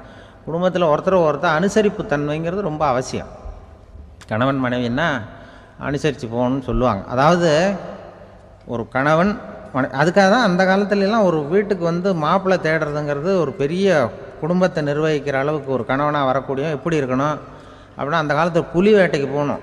ஒரு பொண்ணுக்கு மாப்பிள்ளை தேடுறதுன்னா நம்ம தமிழ் பழக்கம் என்னென்னா, காட்டுக்கு போய் ஒரு புலியை வேட்டையாடிட்டு வரணும், அந்த புலி பல்லு அல்லது நகத்தை கொண்டுட்டு வரணும் அந்த இளைஞன், அதை வந்து வீட்டில் கொடுப்பான், அதை தான் கட்டி அதை வந்து இதாக கட்டுவாங்க, மாலையாக போடுவாங்க, தாலியாக கட்டுவாங்க. அதாவது வீரம் இருக்கா பையனுக்குன்னு பார்ப்பாங்க. ஒரு பொண்ணு வேணும்னா நீ முதல்ல வீட்டுக்கு பொண்ணு கேட்க போகக்கூடாது, காட்டுக்கு போகணும், போய் புளியை கொண்டு வா, அதுக்கப்புறம் தான் உனக்கு பொண்ணு அப்படின்னு சொல்லுவாங்க. இப்போவெல்லாம் ஏன் போகிறது இல்லைன்னா, இப்போலாம் ஒருத்தனை வந்து காட்டுக்கு போய் புலிப்பல் கொண்டு வரனா புலி தான் மாப்பிள்ளையாக வரும், அதனால தான் இப்போ போகிறதில்ல யாரும் காட்டுக்கு. அப்போ வந்து பெண்களும் வந்து ரொம்ப வீரமாக இருந்தாங்க. பெண்கள் மூலம் அந்த காலத்தில் எப்படின்னா, முறத்தாலேயே புலியை துரத்துவாங்களாம். நம்ம பழைய பாட்டிலெல்லாம் பார்த்துருப்பீங்க, முறத்தால் புலியை விரட்டினாங்கன்னு வரும் பழைய பாட்டு. ஒரு அந்த அளவுக்கு பெண்களுக்கு வீரம். இப்போ கல்யாணம் ஆகி இந்த காலத்தில் ஒரு கணவனை வந்து விரட்டிட்டு வந்தாங்களாம் முறத்தை எடுத்துக்கிட்டு, ஒரு மனைவி. அவன் பயந்துட்டு வெளில ஓடி வரான், பின்னாடி முறத்தை எடுத்துகிட்டு அந்த அம்மா ஓடி வருது. இவனை தனியாக பிடிச்சி கொண்டு போய், என்னப்பா இந்த மனைவிட்டு இப்படி பயந்து ஓடி வரையே, முறத்தால் துரத்துறா இப்படி வரையே அப்படின்னு தான் அவன் அப்படியே தடுமாறிக்கிட்டு, அதெல்லாம் ஒன்றும் இல்லை, அவன் என்னை புலியாக நினைக்கிறா அப்படின்னு ஒரு பெருமையாக சொல்லிட்டானான். அந்த காலத்தில் புலியை தான் முறத்தால் விரட்டினாங்க, இப்போ புருஷனை விரட்டுறாங்க அப்படின்னு சொல்லி. அப்படி அந்த காலத்தில் வந்து கணவனுக்கு ஒரு குடும்பத்தை நிர்வகிக்கிற திறமை இருக்கா, உடல் வலிமை தான் முக்கியம். இப்போ கூட மதுரை பக்கத்தில் ஐயாவுக்கு தெரியும், அந்த இளவட்டக்கல்லுன்னு ஒரு ஊர், இப்போ ஊருக்கு ஊர் எல்லையில் கிடக்கும், ஊர் எல்லையில் ஒரு பெரிய கல் கிடக்கும். அந்த அந்த ஊருக்கு பொண்ணு கேட்க போகிறவங்க அந்த கல்லை தலைக்கு மேலே தூக்கி காட்டணும். அப்படியே தூக்கி தலைக்கு மேலே வசதி கீழே போடணும். அந்த வலு இருந்தால் தான் நீங்கள் அந்த ஊருக்குள்ளேயே போகலாம், பொண்ணு கேட்குறதுக்கு போகலாம். இல்லைன்னா நீ திரும்பி போக வேண்டியதான். அந்த வலிமை இருக்கா மாப்பிள்ளைன்னு பார்க்குறாங்க. இளவட்ட கல்லுன்னு பேர். அப்போ என்ன பண்ணாங்கன்னா, ஒரு 1000 வருஷத்துக்கு முன்னாடி அந்த கல்லை தலைக்கு மேலே தூக்கி கீழே போடுவாங்களாம். ஒரு 500 வருஷத்துக்கு முன்னாடி அப்படி கொஞ்சம் தூரம் இடுப்பு அளவுக்கு தூக்கி கீழே போட்டுக்கிட்டு இருந்துருக்குறாங்க. அதுக்கப்புறம் ஒரு 100 வருஷத்துக்கு முன்னாடியெல்லாம் அப்படி முழங்கால அளவுக்கு அப்படி தூக்கி போட்டால் போகிறோம்னு வச்சுருந்தாங்களாம். இப்போ நான் அந்த ஊருக்கு என் கூட பழனிசாமின்னு ஒருத்தர் இருக்கார். அவர் போய், உனக்கு எப்படிப்பா இந்த ஊரில் கல்யாணம் ஆச்சு அப்படின்னா, இப்போலாம் நாங்கள் தொட்டு கும்பிட்டா போகிறோம், அதை அசைக்கிறது கூட இல்லை. அப்படி ஆகிட்டுது. ஒரு குடும்பத்தை கணவனாக வரப்போகிறவனுக்கான தகுதி அந்த காலத்தில் அப்படி இருந்துதான். அப்படி கணவன் தேர்ந்தெடுக்கிறது, குடும்பத் தலைவனை தேர்ந்தெடுக்கிறது ஒரு பெரிய காரியம். ஒரு பெரிய செல்வந்தர் போட்டி வச்சாராம். ஒரு நீச்சல் குளம், அதில் யார் வேணாலும் குதித்து அந்த பக்கம் போய் கரையேறலாம். அந்த நீச்சல் குளத்தில் விஷப்பாம்புலாம் கிடக்கு. யார் துணிஞ்சி அந்த விஷப்பாம்பு இருக்கிற குளத்தில் குதித்து அந்த பக்கம் போய் கரையேறானோ அவனுக்கு ஒரு 100 ஏக்கர் நிலம் கொடுப்பேன். அது வேண்டான்னா ஒரு 1000 ஆடு கொடுப்பேன். அதுவும் வேண்டான்னா என் பொண்ணை கொடுப்பேன் அப்படின்னு போட்டி வச்சார். அதான் மாப்பிள்ளையை தேர்ந்தெடுக்கிறதுக்கு அவர் ஒரு வழி. நீச்சல் குளத்தில் குதிச்சு கரையேறணும். இப்போ அந்த ஊரில் இருக்கிற இளைஞர்கள்லாம் பார்க்குறாங்க அந்த குளத்தில் குதிக்கணும்னு. ஆனால் குளத்தில் ஒரு விஷப்பாம்புலாம் கிடக்கு. இது என்ன பண்ணுறதுன்னு பார்த்தா யாருமே குதிக்கிறதுக்கு தைரியம் வரல. திடீர்னு ஒருத்தன் துணிஞ்சு குதித்தான். படபடப்படன்னு அடிச்சுட்டு போய் அந்த பக்கம் கரையேறிட்டான். கரையேறின உடனே பரவாயில்லையே ஒரு ஆள் வந்துட்டான்னு சொல்லி அவனை அந்த இளைஞனை போய் பிடிச்சிட்டு வந்தாங்க. அந்த பெரியவர் கேட்டார், ஏப்பா இவ்வளவு பெரிய விஷப்பாம்பெல்லாம் கிடக்கிற நீச்சல் குளத்தில் நீ துணிஞ்சு குதித்து கரையேறி இருக்கிற, உனக்கு என்ன 1000 ஏக்கர் நிலம் கொடுத்துறவா, 100 ஏக்கர் நிலம் கொடுக்கவா சொல்கிறப்படி அப்படின்னா, வேண்டாம் சார்ன்றான். ஓஹோ அப்படின்னா ஒரு 1000 ஆடு வேணுமா உனக்கு அப்படின்னா, அதுவும் வேண்டாம் சார். ஓ அப்படின்னா என் பொண்ணு வேணுமா அப்படின்னா, அதுவும் வேண்டாம் சாருங்கிறான். அப்புறம் எதுக்குடா குதிச்சுன்ட்டு, என்ன உனக்கு என்ன தான் வேணும் அப்படின்னு கேட்டிருக்கார்.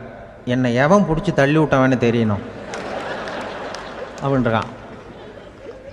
அதுக்காக அவன் பார்த்துருக்கான். அப்படி இருந்தால் தான் துணிச்சல் வரும் இந்த காலத்தில். எதுக்கு இவ்வளவு சங்கடம்லாம் வச்சாங்கன்னா, ஒரு குடும்பத்துக்கு தலைவராக வர வேண்டிய ஒரு ஆள், கணவனாக இருக்க வேண்டியவனுக்கு துணிச்சல் இருக்கா, தைரியம் இருக்கா அப்படிங்கிறது பார்க்குறதுக்காக இப்படிப்பட்ட தேர்வு முறைகள்லாம் வச்சுருந்தாங்க அந்த காலத்துலலாம். இப்போலாம் கல்யாணம் பண்ணுறது ஆளுக்கு நேரில் பார்க்காமலே கூட கல்யாணம் நடக்குது இன்டர்நெட்டில். இப்போ சர்டிஃபிகேட் கேட்குறாங்க, நோய் நொடி இல்லாமல் இருக்காரா பார். காட்டுக்கெலாம் போக வேண்டாம், நேராக ஆஸ்பத்திரிக்கு போய் ஒரு சர்டிஃபிகேட் வாங்கிட்டு வா, உனக்கு ஒன்றும் வியாதி இல்லைன்னு ப்ரூவ் பண்ணு, அதுக்கப்புறம் பார்த்துக்கலாம், மற்றதை பேசுவோம் அப்படின்னு சொல்லி அப்படி இருக்குது நிலைமை. அதனால் குடும்பத்தில் அந்த கணவனாக இருக்கிற வேண்டியவனுக்கு பொறுப்பு அதிகம். ஏன்னா எல்லாத்தையும் அனுசரித்து போக வேண்டியதாக வந்தான். அப்படி தான் இருக்குது.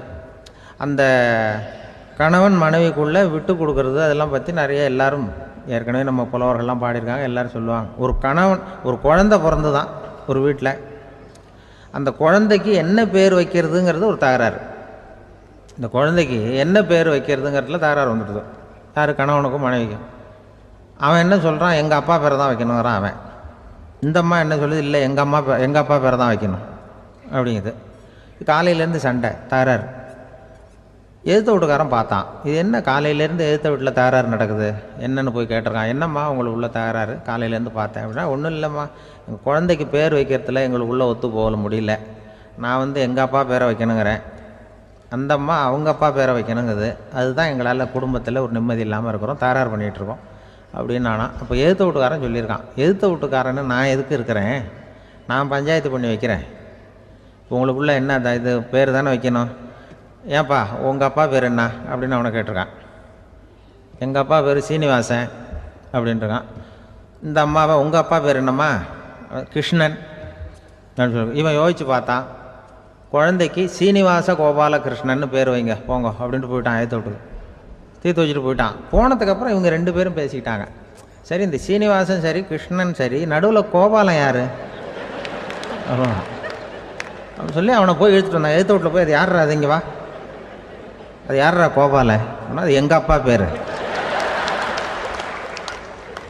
நீ அதை மட்டும் எதுக்கு விட்டு வைக்கிற, அதையும் சேர்த்து வச்சுட்டு போடான்னு. அதாவது குடும்பத்தில் ஒரு கணவனும் மனைவியும் ஒரு சின்ன விஷயத்தில் கூட ஒத்து போகலைன்னா இப்படி தான் ஏற்று வீட்டுக்காரன் பஞ்சாயத்துக்கு வருவான். கோபாலன்னு குறுக்க வருவான் ஒருத்தன். அப்படி அந்த அனுசரிப்புங்கிறது குடும்பத்தில் ரொம்ப அவசியம். கணவனும் மனைவி அது ஒன்றுக்கு மேலே இந்த கல்யாணம் பண்ணிக்கிறாங்கல்ல, அது ரொம்ப அவஸ்தை. ஒருவனுக்கு ஒருத்திங்கிறது நம்ம இதெல்லாம் சொல்கிறது. ஒன்றுக்கு மேற்பட்ட திருமணங்கள் சங்கடத்தில் தான் கொண்டு வந்து விடும். நிறைய சொல்லுவாங்க. உலகத்திலேயே ஒரு பெரிய இது என்ன தெரியுங்களா, இயற்கை நிர்ணயம் பண்ணுது. இப்போ நம்ம சில பேருக்கு எனக்கு பொம்பளை பிள்ளை வேண்டாம் ஆம்பளை பிள்ளை வேண்டான்னு சொல்லி இந்த ஸ்கேன் பண்ணி என்னென்னவோ பண்ணிகிட்டு இருக்கிறாங்கல்ல. ஆனால் இயற்கை அந்த 50-50 ரேஷியோவை அது மெயின்டைன் பண்ணிகிட்ருக்கு. இந்த உலகத்தில் ஒரு அதிசயமான உண்மை என்னென்னா, 116 ஆம்பளை பிள்ளை பிறந்தா 100 பொம்பளை பிள்ளை பிறகுதான். உலக அளவில் 116 ஆம்பளை பிள்ளை பிறந்தா 100 பொம்பளை பிள்ளை பிறகுது. இது எதுக்கு 16 அதிகமாக பிறக்குதுன்னா, அந்த வாலிப வயசு அடையிறதுக்குள்ளே 16 செத்து போகுது. 16 அங்கங்கே ஓடுறது கொஞ்சம் முரட்டுத்தனமாக போகிறதுனால செத்து போகுது. அந்த 50-50 இந்த ஒருத்தருக்கு ஒருத்தங்கிற ரேஷியோவை இயற்கை மெயின்டைன் பண்ணிகிட்டு இருக்கு. அது ஒரு பெரிய அதிசயம். அதை விட பெரிய அதிசயம் என்னென்னா, இந்த உலக யுத்தம் நடந்ததில்ல, முதல் உலக யுத்தம், 2வது யுத்தம், அப்போ பார்த்துருக்குறாங்க, கணக்கு எடுத்துருக்குறாங்க. அந்த யுத்தம் முடிஞ்ச பிறகு 116 ஆம்பளை பிள்ளைக்கு பதிலாக 160 170 பிறக்க ஆரம்பிச்சு தான். 100 பெண் குழந்தைக்கு 170 180 ஆண் குழந்தை. இது எதுக்குன்னா, அந்த போரில் செத்து போகுதில்ல ஆம்பளை பிள்ளைகள், அதை ஈடுகட்டுறதுக்காக அதிகமாக பிறக்க ஆரம்பிச்சிருக்கு. அந்த அளவுக்கு இயற்கை ஒரு பெரிய ரேஷியோவை மெயின்டைன் பண்ணுது. அதாவது ஒருவனுக்கு ஒருத்திங்கிறத அது சொல்லிகிட்டு இருக்கு. புறாவெல்லாம் வளர்த்திங்கன்னா, நான் கூட புறா வளர்த்துருக்குறேன் ஊரில். புறா வளர்த்திங்கன்னா ஒரு தடவைக்கு 2 முட்டை தான் விடும் ஒரு வீட்டுக்கு. அந்த 2 முட்டையும் குஞ்சு பறிச்சுன்னா அதில் ஒன்று ஆணாக இருக்கும், ஒன்று பொண்ணாக இருக்கும். அது எந்த முட்டை ஆண் எந்த முட்டை பெண்ணுங்கிறத இயற்கை நிர்ணயம் பண்ணுது. அதை நம்ம மாற்றவே முடியாது. ரெண்டையும் அந்த பெண்ணாவோ ரெண்டையும் ஆணாவோ மாற்ற முடியாது நம்ம. அதனால் அந்த இயற்கையை புரிஞ்சுக்கிட்டு நாம் நடந்துக்கணும். அதனால தான் ஒரு கணவன் ஒரு மனைவி, அதான் ஒருத்தருக்கு ஒருத்தங்கிறது. ஒன்றுக்கு மேலேனா சங்கடம் தான். ஒரு பஸ்ஸில் ரெண்டு பெண்கள் வந்துக்கிட்டு இருந்தாங்களாம். பஸ்ஸு பிரயாணம். 2 பெண்கள் பக்கத்து பக்கத்தில் உட்காந்துருக்காங்க. அந்த கண்டக்டரை கூப்பிட்ருக்காங்க, இங்கே வாயா அப்படின்னு அந்த ஒரு அம்மா கூப்பிட்ருக்கு. என்னம்மா அப்படின்ட்டுருக்கார். இந்த ஜன்னலை திறந்து விட்டு போ அப்படின்னு. சரின்னு பக்கத்தில் இருந்த ஜன்னலை திறந்து விட்டு அவர் போயிட்டார். பக்கத்தில் இருந்தாமா உடனே இங்கே வாயா மறுபடியும் வாயான்னு கூப்பிட்ருக்கு. என்ன இந்த ஜன்னலை மூடிவிட்டு போ அப்படின்ட்டுருக்கு. மூடிவிட்டு போனார். மறுபடியும் அந்த முன்னாடி கூப்பிட்டது வாமா வாயான்னு மறுபடியும் கண்டக்டரை கூப்பிட்டு, என்ன இந்த பார், இந்த ஜன்னலை நீ மூடி வச்சின்னா நான் மூச்சு திணறி செத்து போடுவேன். அப்புறம் உடனே பக்கத்தில் இருந்தம்மா தபாரியா அந்த அம்மா பேச்சை கேட்டுட்டு நீ திறந்து வச்சின்னா நான் குளிர் தாங்காமல் செத்து போடுவேன் அப்படின்ட்டு அவர் தலையை பிச்சுக்கிறார் கண்டக்டர். என்னடா பெரிய ரொம்ப போச்சேன்னு, கொஞ்சம் தூரம் பிரயாணம், இதில் கூட அட்ஜஸ்ட் பண்ணி போகக்கூடாதா அப்படின்னு. அப்போ அந்த பஸ்ஸில் பின்னாடி ஒருத்தன் கடைசி சீட்டில் வெயில் தாங்காமல் சட்டையெல்லாம் கட்டி போட்டுட்டு ஒரு கிராமத்து ஆள் பீடி குடிச்சிட்டு வரான். அவர் கூப்பிட்ருக்கான் அந்த ஆள், அந்த கண்டக்டர் இங்கே வாயா அங்கே என்ன தகராறு அப்படின்னு. அந்த எதிர்த்து வீட்டுக்காரன் வந்தானே முன்னாடி பஞ்சாயத்துக்கு, அது மாதிரி கண்டக்டர் இங்கே வாயா, அவன் ஏன் நீ என்ன சொல்ல போகிற அப்படின்ட்டு வந்திருக்கான். சட்டையெல்லாம் கட்டி போட்டு பீடி குடிக்கிறான். பீடி புகையை ஊதிவிட்டு அங்கே என்ன தகராறு அப்படின்னு கேட்டிருக்கான். ஒன்றும் இல்லையா, அந்த அம்மா ஜன்னலை திறந்தா செத்து போவேங்கிறது, இந்த அம்மா ஜன்னலை மூடுனா செத்து போவேங்கிறது, நான் என்னையா பண்ணுறது ஒரு ஆள் அப்படின்னு. இதுக்கு ஏன் கவலைப்படுறேன், நான் சொல்கிறத கேள், நான் தீர்த்து வைக்கிறேன் பிரச்சனையை அப்படின்னு சொல்லிவிட்டு பீடியை எடுத்துவிட்டு புகையை ஊதிவிட்டு சொன்னானா, கொஞ்ச நேரம் அந்த ஜன்னலை மூடி வை, அந்த அம்மா செத்து போவோம், அப்புறம் திறந்து வை, இந்த அம்மா செத்து போவோம், நாம் நிம்மதியாக போகலாம் அப்படின்னு சொல்லிட்டு பீடி குடிக்க ஆரம்பிச்சிட்டான். அவருக்கு கோவம் வந்துட்டுது கண்டக்டருக்கு. உனக்கு என்னையா நீ பாட்டுக்கு சொல்லிட்டு போடுவ, அந்த 2 அம்மாவும் செத்து போச்சுன்னா அவங்க வீட்டுக்காரனுக்கெல்லாம் யார் பதில் சொல்கிறது அப்படின்னா, கவலையே படாத, 2 பேருக்கும் நான் தான் வீட்டுக்காரன். அதனால தான் அந்த யோசனையை சொன்னேன் அவங்ககிட்ட. அப்புறம் இதுதான் இந்த ஒன்றுக்கு மேலே போச்சுன்னா அது இயற்கைக்கு விரோதம், இப்படிலாம் ஆகும். அதனால தான் அவன் அவ்வளவு ஒன்றுமே வேண்டான்ட்டு கடைசி பெஞ்சு இதில் போய் சீட்டில் உட்காந்துக்கிட்டான். அப்படி அது இயற்கையை புரிஞ்சுக்கிட்டு வாழணுங்கிறது முக்கியம். குடும்பத்தில் கணவனுடைய பங்கு என்ன, மனைவியினுடைய பங்கு, குழந்தை குட்டிகள்லாம் சொல்லுவாங்க. அப்படி இருக்கணும். கணவன்கிறவனுக்கு நிறைய சகிப்புத்தன்மை தேவைப்படுது. மனித நேயம்ங்கிறத பற்றி சொல்லுவாங்க. மனித நேயம் ஏன்னா ஒரு கணவன் கணவனாக இருக்கணும், மனைவி மனைவியாக இருக்கணும். ஒரு மனுஷன் இன்றைக்கி மனிதனாக இல்லை, மனித நேயம் குறைஞ்சி போச்சு, குடும்ப உறவுகள்லாம் ரொம்ப மாறி போச்சுன்னு சொல்கிறேன். இப்போ நாகரிகத்தில் அப்படி தான் இருக்குது. ஒரு இதில் ஒருத்தன் என்ன பண்ணியிருக்கிறான், ஒரு சின்ன பையனை கொண்டு வந்தானா, ஒரு சின்ன பையன் பக்கத்தில் இருக்கான். ஒரு பெரியவர் கேட்டிருக்கார், யாரப்பா அந்த பையன் அப்படின்னு கேட்டிருக்கார். இவன் சொன்னான்னா, இந்த பையன் எனக்கு தூரத்து உறவுன்னு இருக்கான். சரி, தூரத்து உறவுன்னா எப்படி அப்படின்னு கேட்டிருக்கான். இந்த பையன் எங்கள் அப்பாவுக்கு 8வது புள்ள அப்படின்னானா. கூட பிறந்தவனே அவ்வளோ தூரமாக போயிட்டான், 8வதாக பிறந்தான். அப்படி இருக்குது குடும்ப உறவுகள்ங்கிறது. மனுஷனுக்கு வந்து வேல்யூ விஞ்ஞானம் எப்படி போட்டிருக்குன்னா, ஒரு மனித உடம்பில் இருக்கிற கால்சியத்தை மட்டும் தனியாக எடுத்தால் ஒரு சின்ன ரூமுக்கு வெள்ளை அடிக்கலாமா.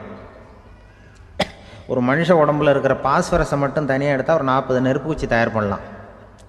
ஒரு மனுஷ உடம்பில் இருக்கிற இந்த கொழுப்பு சத்தை மட்டும் தனியாக எடுத்தால் ஒரு 7 சோப்பு கட்டி தயார் பண்ணலாம். அதுமாதிரி ஒரு மனுஷ உடம்பில் இருக்கிற இரும்பு சத்தை மட்டும் தனியாக எடுத்தால் ஒரு 2 அங்குல ஆணி 2 செய்யலாம். இவ்வளவுக்கும் விலை போட்டால் 42 ரூபா 50 காசு. இதுதான் மனுஷனுக்கு விஞ்ஞானம் போட்டிருக்கிற விலை. அது எப்போ அது ஒசரும்னா, அவன் மனுஷனாக இருக்கிற வரைக்கும் இருக்கிறப்ப. அதுவும் செத்து போனால் அதுவும் கிடையாது, செத்து போனால் அதுவும் குறைஞ்சிரும். மிருகங்களுக்கெல்லாம் அப்படி இல்லை, செத்ததுக்கு அப்புறம் விலை கூடும். அங்கெல்லாம் எல்லா ஊர்லேயும் பார்த்திங்கன்னா உயிர் கோழி 50 ரூபா, உரிச்ச கோழி 60 ரூபான்னு போட்டிருக்கோம். செத்ததுக்கு அப்புறம் 10 ரூபா அதிகம். மனுஷனை வந்து நீ உயிர் மனுஷன் 42 ரூபா 50 காசு, செத்ததுக்கு அப்புறம் 52 ரூபான்னா நீயே வச்சுக்கிடாது, எனக்கு இது கண்டு போடும். அவன் வந்து எப்போ அவனுக்கு வேல்யூ கூடும்னா, மனிதனாக வாழும்பொழுது தான் வேல்யூ கூடும். குடும்பத்தில் வந்து அந்த அந்த பாசத்தோடு வாழணும்னு கடவுள்கிட்ட கேட்டு சொன்னாங்களே, அதுதான். இந்த சமூகங்கிறதும் ஒரு பெரிய குடும்பம்தான். அதனால தான் இந்த நாட்டுக்குள்ள பெருமையை எல்லாரும் ஒற்றுமையாக இருந்தால் எதையும் சாதிக்கலாம்ங்கிறது தான் இந்த நாட்டுக்குள்ள பெருமை. அப்படி நிரூபித்தோம். அதனால் சமூகங்கிறதும் ஒரு குடும்பம் மாதிரி இருக்கிறது தான் பெருசு. இப்போ சில இதெல்லாம் இப்போ ஜாதி மத வேறுபாடெல்லாம் வந்து நம்முடைய முன்னேற்றத்தை வந்து தடுக்கும். விலங்குகள் வந்து நம்மளோட மேலானது. அதான் ஒரு ஊரில் ஒரு சிவன் கோயில் இருந்து தான். சிவன் கோயிலில் அந்த புறாவெல்லாம் வளர்ந்துக்கிட்டு இருந்திருக்கு. அந்த மாடத்தில், சிவன் கோயில் மாடத்தில் புறாவெல்லாம் குடியிருந்திருக்கு. உடனே அதுக்கு கும்பாபிஷேகம் பண்ணுறதுக்காக ஊரில் திட்டம் போட்டாங்க. சிவன் கோயிலுக்கு வெள்ளடிக்க ஆரம்பித்தாங்க. வர்ணம் பூச ஆரம்பித்ததும் அதுக்கு சாரம் கட்டுவாங்கள்ல, இந்த குச்சியெல்லாம் வச்சு சாரம் கட்டுவாங்க. உடனே இந்த புறாவெல்லாம் என்ன பண்ணிச்சான், இனிமேல் நம்ம இங்கே வெள்ளை அடிக்கிறாங்க, கும்பாபிஷேகம் வருது, நம்ம இங்கே குடியிருக்க முடியாது, எதிர்த்தாப்புல எங்கே போகலான்னு பார்த்துருக்கு. இந்த உயரம் கோபுரத்தில் இருந்த புறாவெல்லாம் எதிர்த்தாப்புல ஒரு மாதா கோயில் இருந்திருக்கு, சர்ச்சு. அங்கே சில மாடங்களில் புறாவெல்லாம் இருக்குது, சில மாடம் இருக்குது. உடனே நம்மளாம் அங்கே போய்டும் கொஞ்சம் காலத்துக்குன்னு எல்லாம் புறப்பட்டு இந்த மாதா கோயிலுக்கு போயிடுது. அங்கே போனால் அங்கே இருக்கிற புறாவோடு சேர்ந்து இதுவும் குடியிருந்துகிட்ருக்கு. கொஞ்ச நாள் என்னாச்சு, அங்கே கிறிஸ்மஸ் வந்துட்டுது. கிறிஸ்மஸ் வந்ததும் சரி இங்கேயும் வெள்ளடிக்க ஆரம்பிக்கிறாங்க. நம்ம மறுபடியும் எங்கடா போகிறதுன்னு பார்த்தா அங்கே இருக்கிற புறாவோட சேர்ந்து இதுவும் சேர்ந்து நேராக ஒரு பள்ளிவாசல் இருந்தது. எதுக்கு அங்கே இருக்கிற மாடத்தில் போய் அங்கே குடியேறிட்டுது எல்லாம். அங்கே போனால் அங்கே ரமலான் மாதம் வந்து ரம்ஜானுக்காக அதையும் புதுப்பிக்க ஆரம்பித்தாங்க.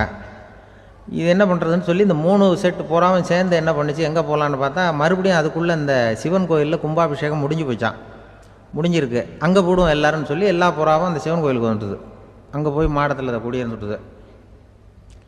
அப்போ திடீர்னு ஒரு நாள் பார்த்தா ஒரே கலவரம் பூமியில் எல்லாம் ஒருத்தன் அருவாளை தூக்கிட்டு நிற்கிறான், குச்சி எடுத்து ஒருத்தனை சுட்டுக்கிறான். ஒரே கலவரம், சத்தம், ஒரே மத கலவரம் வந்துட்டுது ஊரில். அப்போது புறாவெல்லாம் மாடத்தில் இருந்துக்கிட்டு ஒரு குஞ்சு புறா அவங்க அம்மாட்ட கேட்டு தான், இது என்ன இந்த மனுஷனுக்கு என்ன ஆச்சு, அவன் கத்தியை தூக்கிட்டு நிற்கிறானே அப்படின்னு கேட்டு தான். ஒரு குஞ்சு புறா அவங்க அம்மாட்ட கேட்டுதான், அம்மா புறா. இப்போ அம்மா அந்த புறா சொல்லித்தான், மனுஷனுக்கு இப்போ மதம் பிடிச்சிருக்கு, அதான் கத்தியை தூக்கிட்டு நிற்கிறான் அப்படின்ட்டுருக்கு. இப்போ நமக்கெல்லாம் பிடிக்கலையே அப்படின்னு தான். அப்போ அந்த புறா சொல்லித்தான், அந்த பாருமா, நாம் வந்து இந்த சிவன் கோயிலில் இருந்தாலும் நமக்கு புறான்னு தான் பேர், இந்த மாதா கோயிலுக்கு போனாலும் நமக்கு புறான்னு தான் பேர், பள்ளிவாசலுக்கு போனாலும் நமக்கு புறான்னு தான் பேர். ஆனால் மனுஷன் அப்படி இல்லை. அவன் இங்கே இருக்கிற வரைக்கும் இந்துன்னு சொல்லுவான், அங்கே மாதா கோயில் இருந்தான்னா கிறிஸ்தவன்னு சொல்லுவான், பள்ளிவாசலில் இருந்தான்னா முஸ்லீம்னு சொல்லுவான். அப்போ குஞ்சு புறா அது என்ன இப்படி பண்ணுறாங்க மனுஷங்க, இப்போ அவங்கள விட நம்ம வசதி போல் இருக்க, நம்ம தேவலாம் போல் இருக்க அப்படின்னு தான் அந்த குஞ்சு புறா. அப்போ அந்த தாய் புறா சொல்லித்தான், உண்மைதான், அதனால தான் நம்ம மேலான இடத்துல இருக்கிறோம், அவன் கீழே நிற்கிறான் இன்னமும் அப்படின்னு சொல்லித்தான். இதுதான் அந்த குடும்பம்ங்கிறது, சமுதாயம்ங்கிறது ஒரு பெரிய குடும்பம். அது இந்த புறாக்கிட்டேருந்து மனுஷன் கற்றுக்க வேண்டியிருக்கு.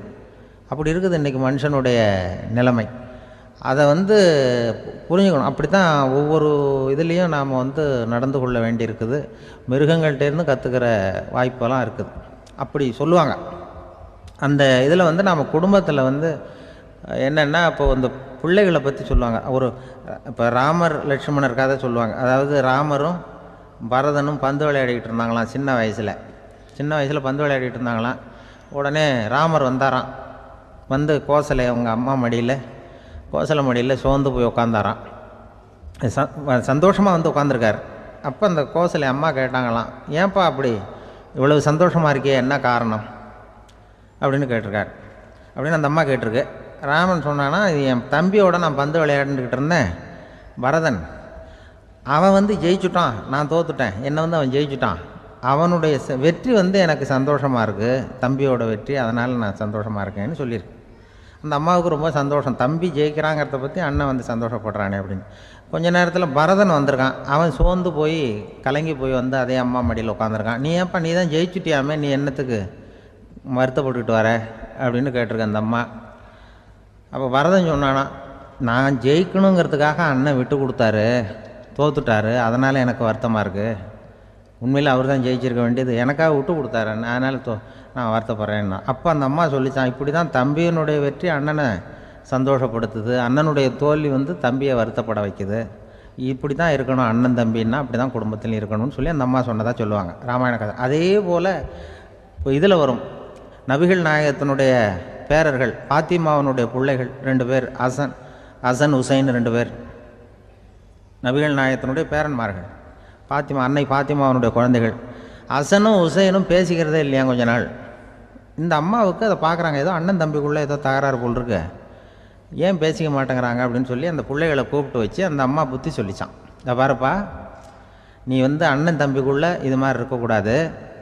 உங்கள் பாட்டனார் ஒரு புத்திமதி சொல்லியிருக்காரு, உனக்கு தெரியுமா? ஒரு முஸ்லீம் இன்னொரு முஸ்லீமோடு 3 நாட்களுக்கு மேல் பேசாமல் இருந்தால் அது அவனை கொலை செய்வதற்கு ஒப்பாகும் அப்படின்னு நபிகள் நாயகம் சொல்லியிருக்கார், தெரியுமா உனக்குன்னு அந்த அம்மா சொல்லிச்சான்.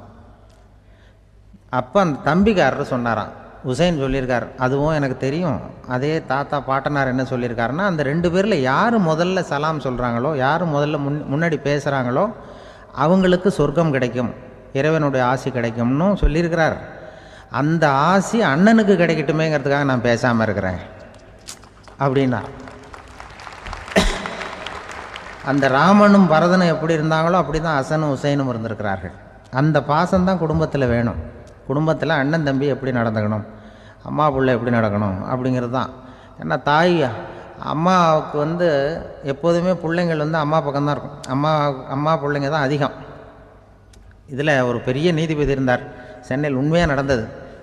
சென்னையில் ரொம்ப காலத்துக்கு முன்னாடி காந்தி இருந்த காலத்தில் சென்னையில் ஒரு நீதிபதி, அவர் ஒரு நாள் கோர்ட்லாம் விட்டு ரொம்ப கஷ்டப்பட்டு ராத்திரி சும்மா போய் உடனே வீட்டுக்கு வரல. கோர்ட்டினுடைய நடவடிக்கை முடிஞ்சு வீட்டுக்கு வராமல் போய் எங்கெங்கேயோ போய் சுற்றிவிட்டு அந்த நண்பர்களோடு அப்படி உல்லாசமாக அப்படி கொண்டாடிவிட்டு நடுராத்திரிக்கு வந்திருக்கிறாரு வீட்டுக்கு 1 மணிக்கு. அப்போ அந்த வயசான அம்மா வாசல்லையே காத்துக்கிட்டு இருக்கு. புள்ள போச்சு, நீதிபதி இன்னும் வந்து சேரலேன்னு வாசல்லே நின்றுட்டு இருந்துதான். அப்போ அது வந்த உடனே பலார்னு அரைஞ்சி விட்டாங்களாம் அந்த அம்மா. ஏன்டா அவ்வளோ தூரம் எங்கே போனேன், என்ன தான் நீதிபதியாக இருந்தாலும் அவங்களுக்கு புள்ள தானே, பலார்னு அரைஞ்சி விட்டாங்க. உடனே அவர் கலங்கி போய் அழுதாராம்.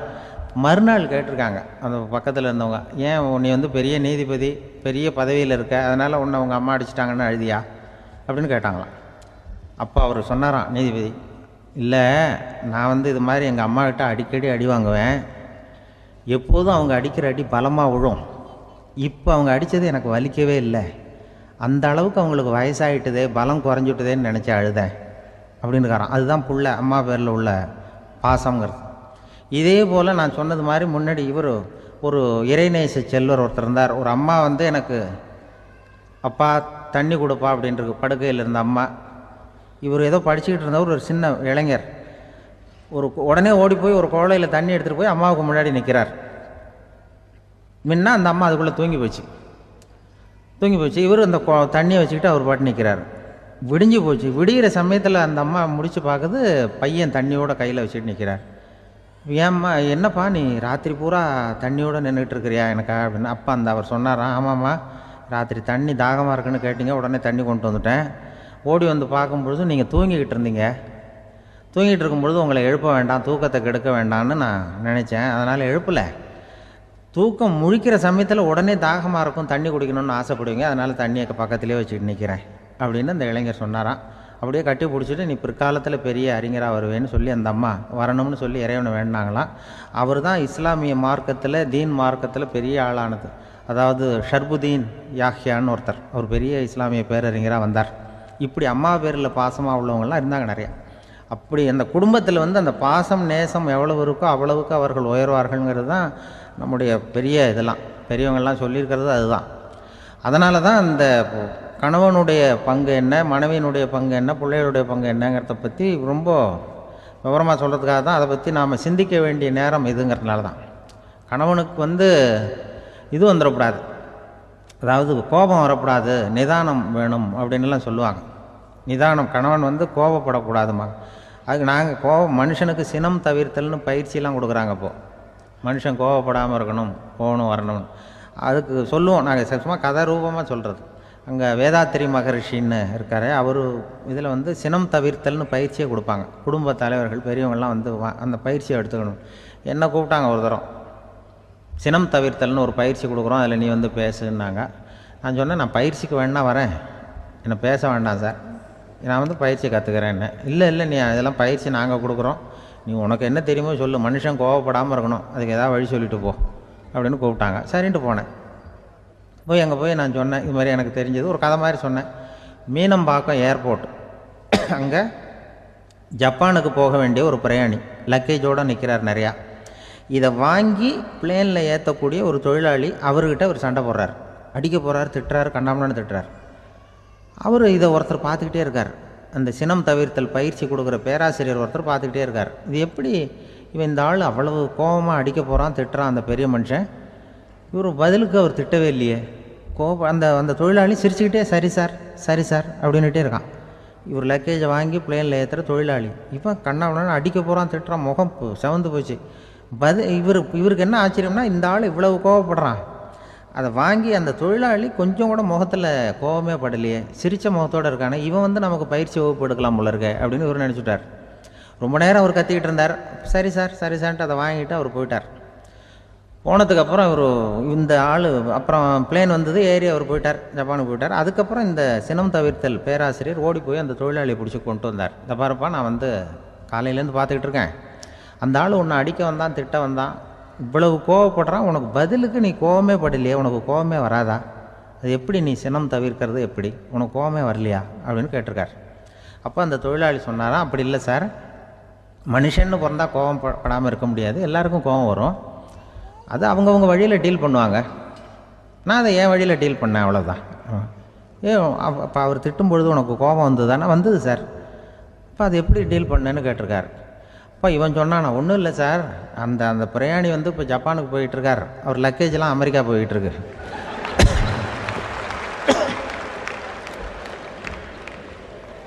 இதுக்கு நாம் எதுக்கு சார் அனாவசியமாக அவன்கிட்ட போய் சண்டை போட்டுக்கிட்டேன்,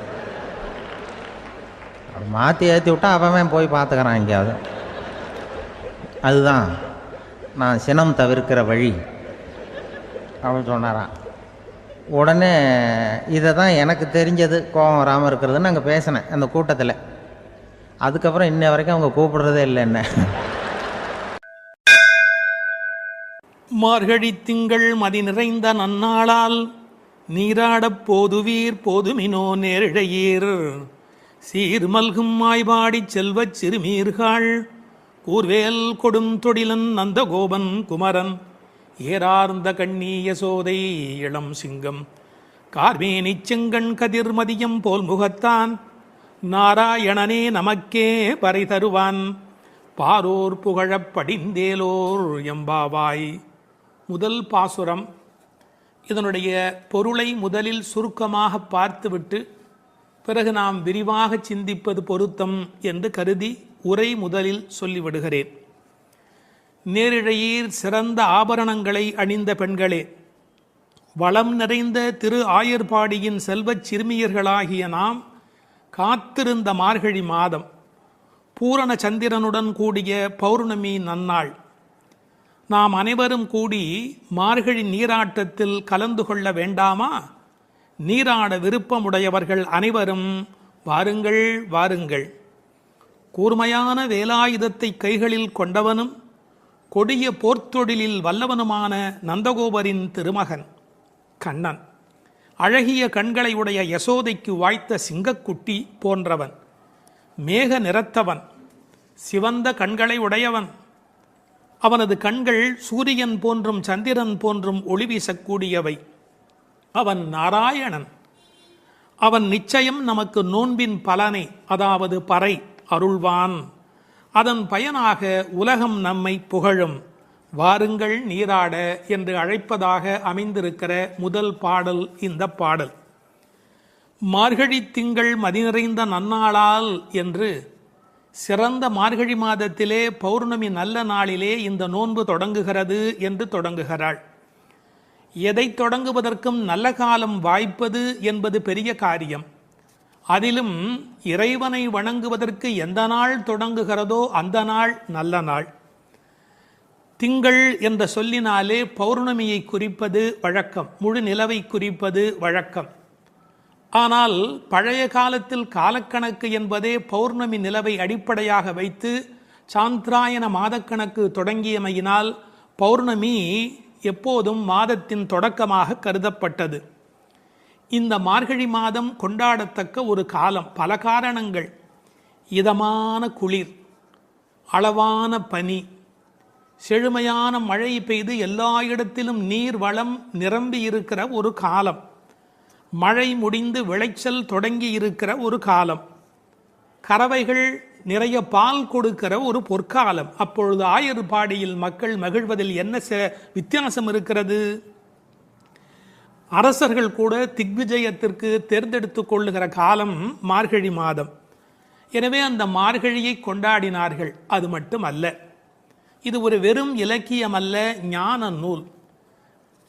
ஒரு நாளை நாம் பகல் இரவு என்று பிரித்து அதில் பிரம்ம முகூர்த்தம் என்று சிற்றம் சிறுகாலைக்கு முந்திய நேரத்தை கொண்டாடுகிறோம். அப்படி ஒரு வருடமே தேவர்களுக்கு நாளாக மாறுகிற காலத்தில் மார்கழி தேவர்களின் விடியலாய் பிரம்ம முகூர்த்தமாய் கருதப்படுகிறது. மனதை மயக்கும் அந்த மாதத்தில் காற்று மண்டலம் மாசுபடாமல் இருக்கிறது. உடலும் உள்ளமும் புத்துணர்ச்சி உடையதாக விளம்புகிறது. சரியாக சொல்வதென்று சொன்னால் உலகம் தன்னை புதுப்பித்துக் கொள்ளும் பொற்காலம். உலகம் தன்னை புதுப்பித்துக் கொள்ளும் பொற்காலம். அந்நேரத்தில் நாம் நம்மை புதுப்பித்துக் கொள்ளுவதற்குத்தான் மார்கழியில் நோன்பு. மார்கழி திங்கள் மதி நிறைந்த நன்னாளால் மார்கழியை மனிதர்கள் மட்டும் கொண்டாடுவதில்லை. நான் மாதங்களில் மார்கழி என்று கீதையில் கண்ணன் தன்னை மார்கழியாகவே அடையாளம் காணுகிறார். மதி நிறைந்த நன்னாள் என்றாள். ஒரு சின்ன குறிப்பு இருக்கிறது.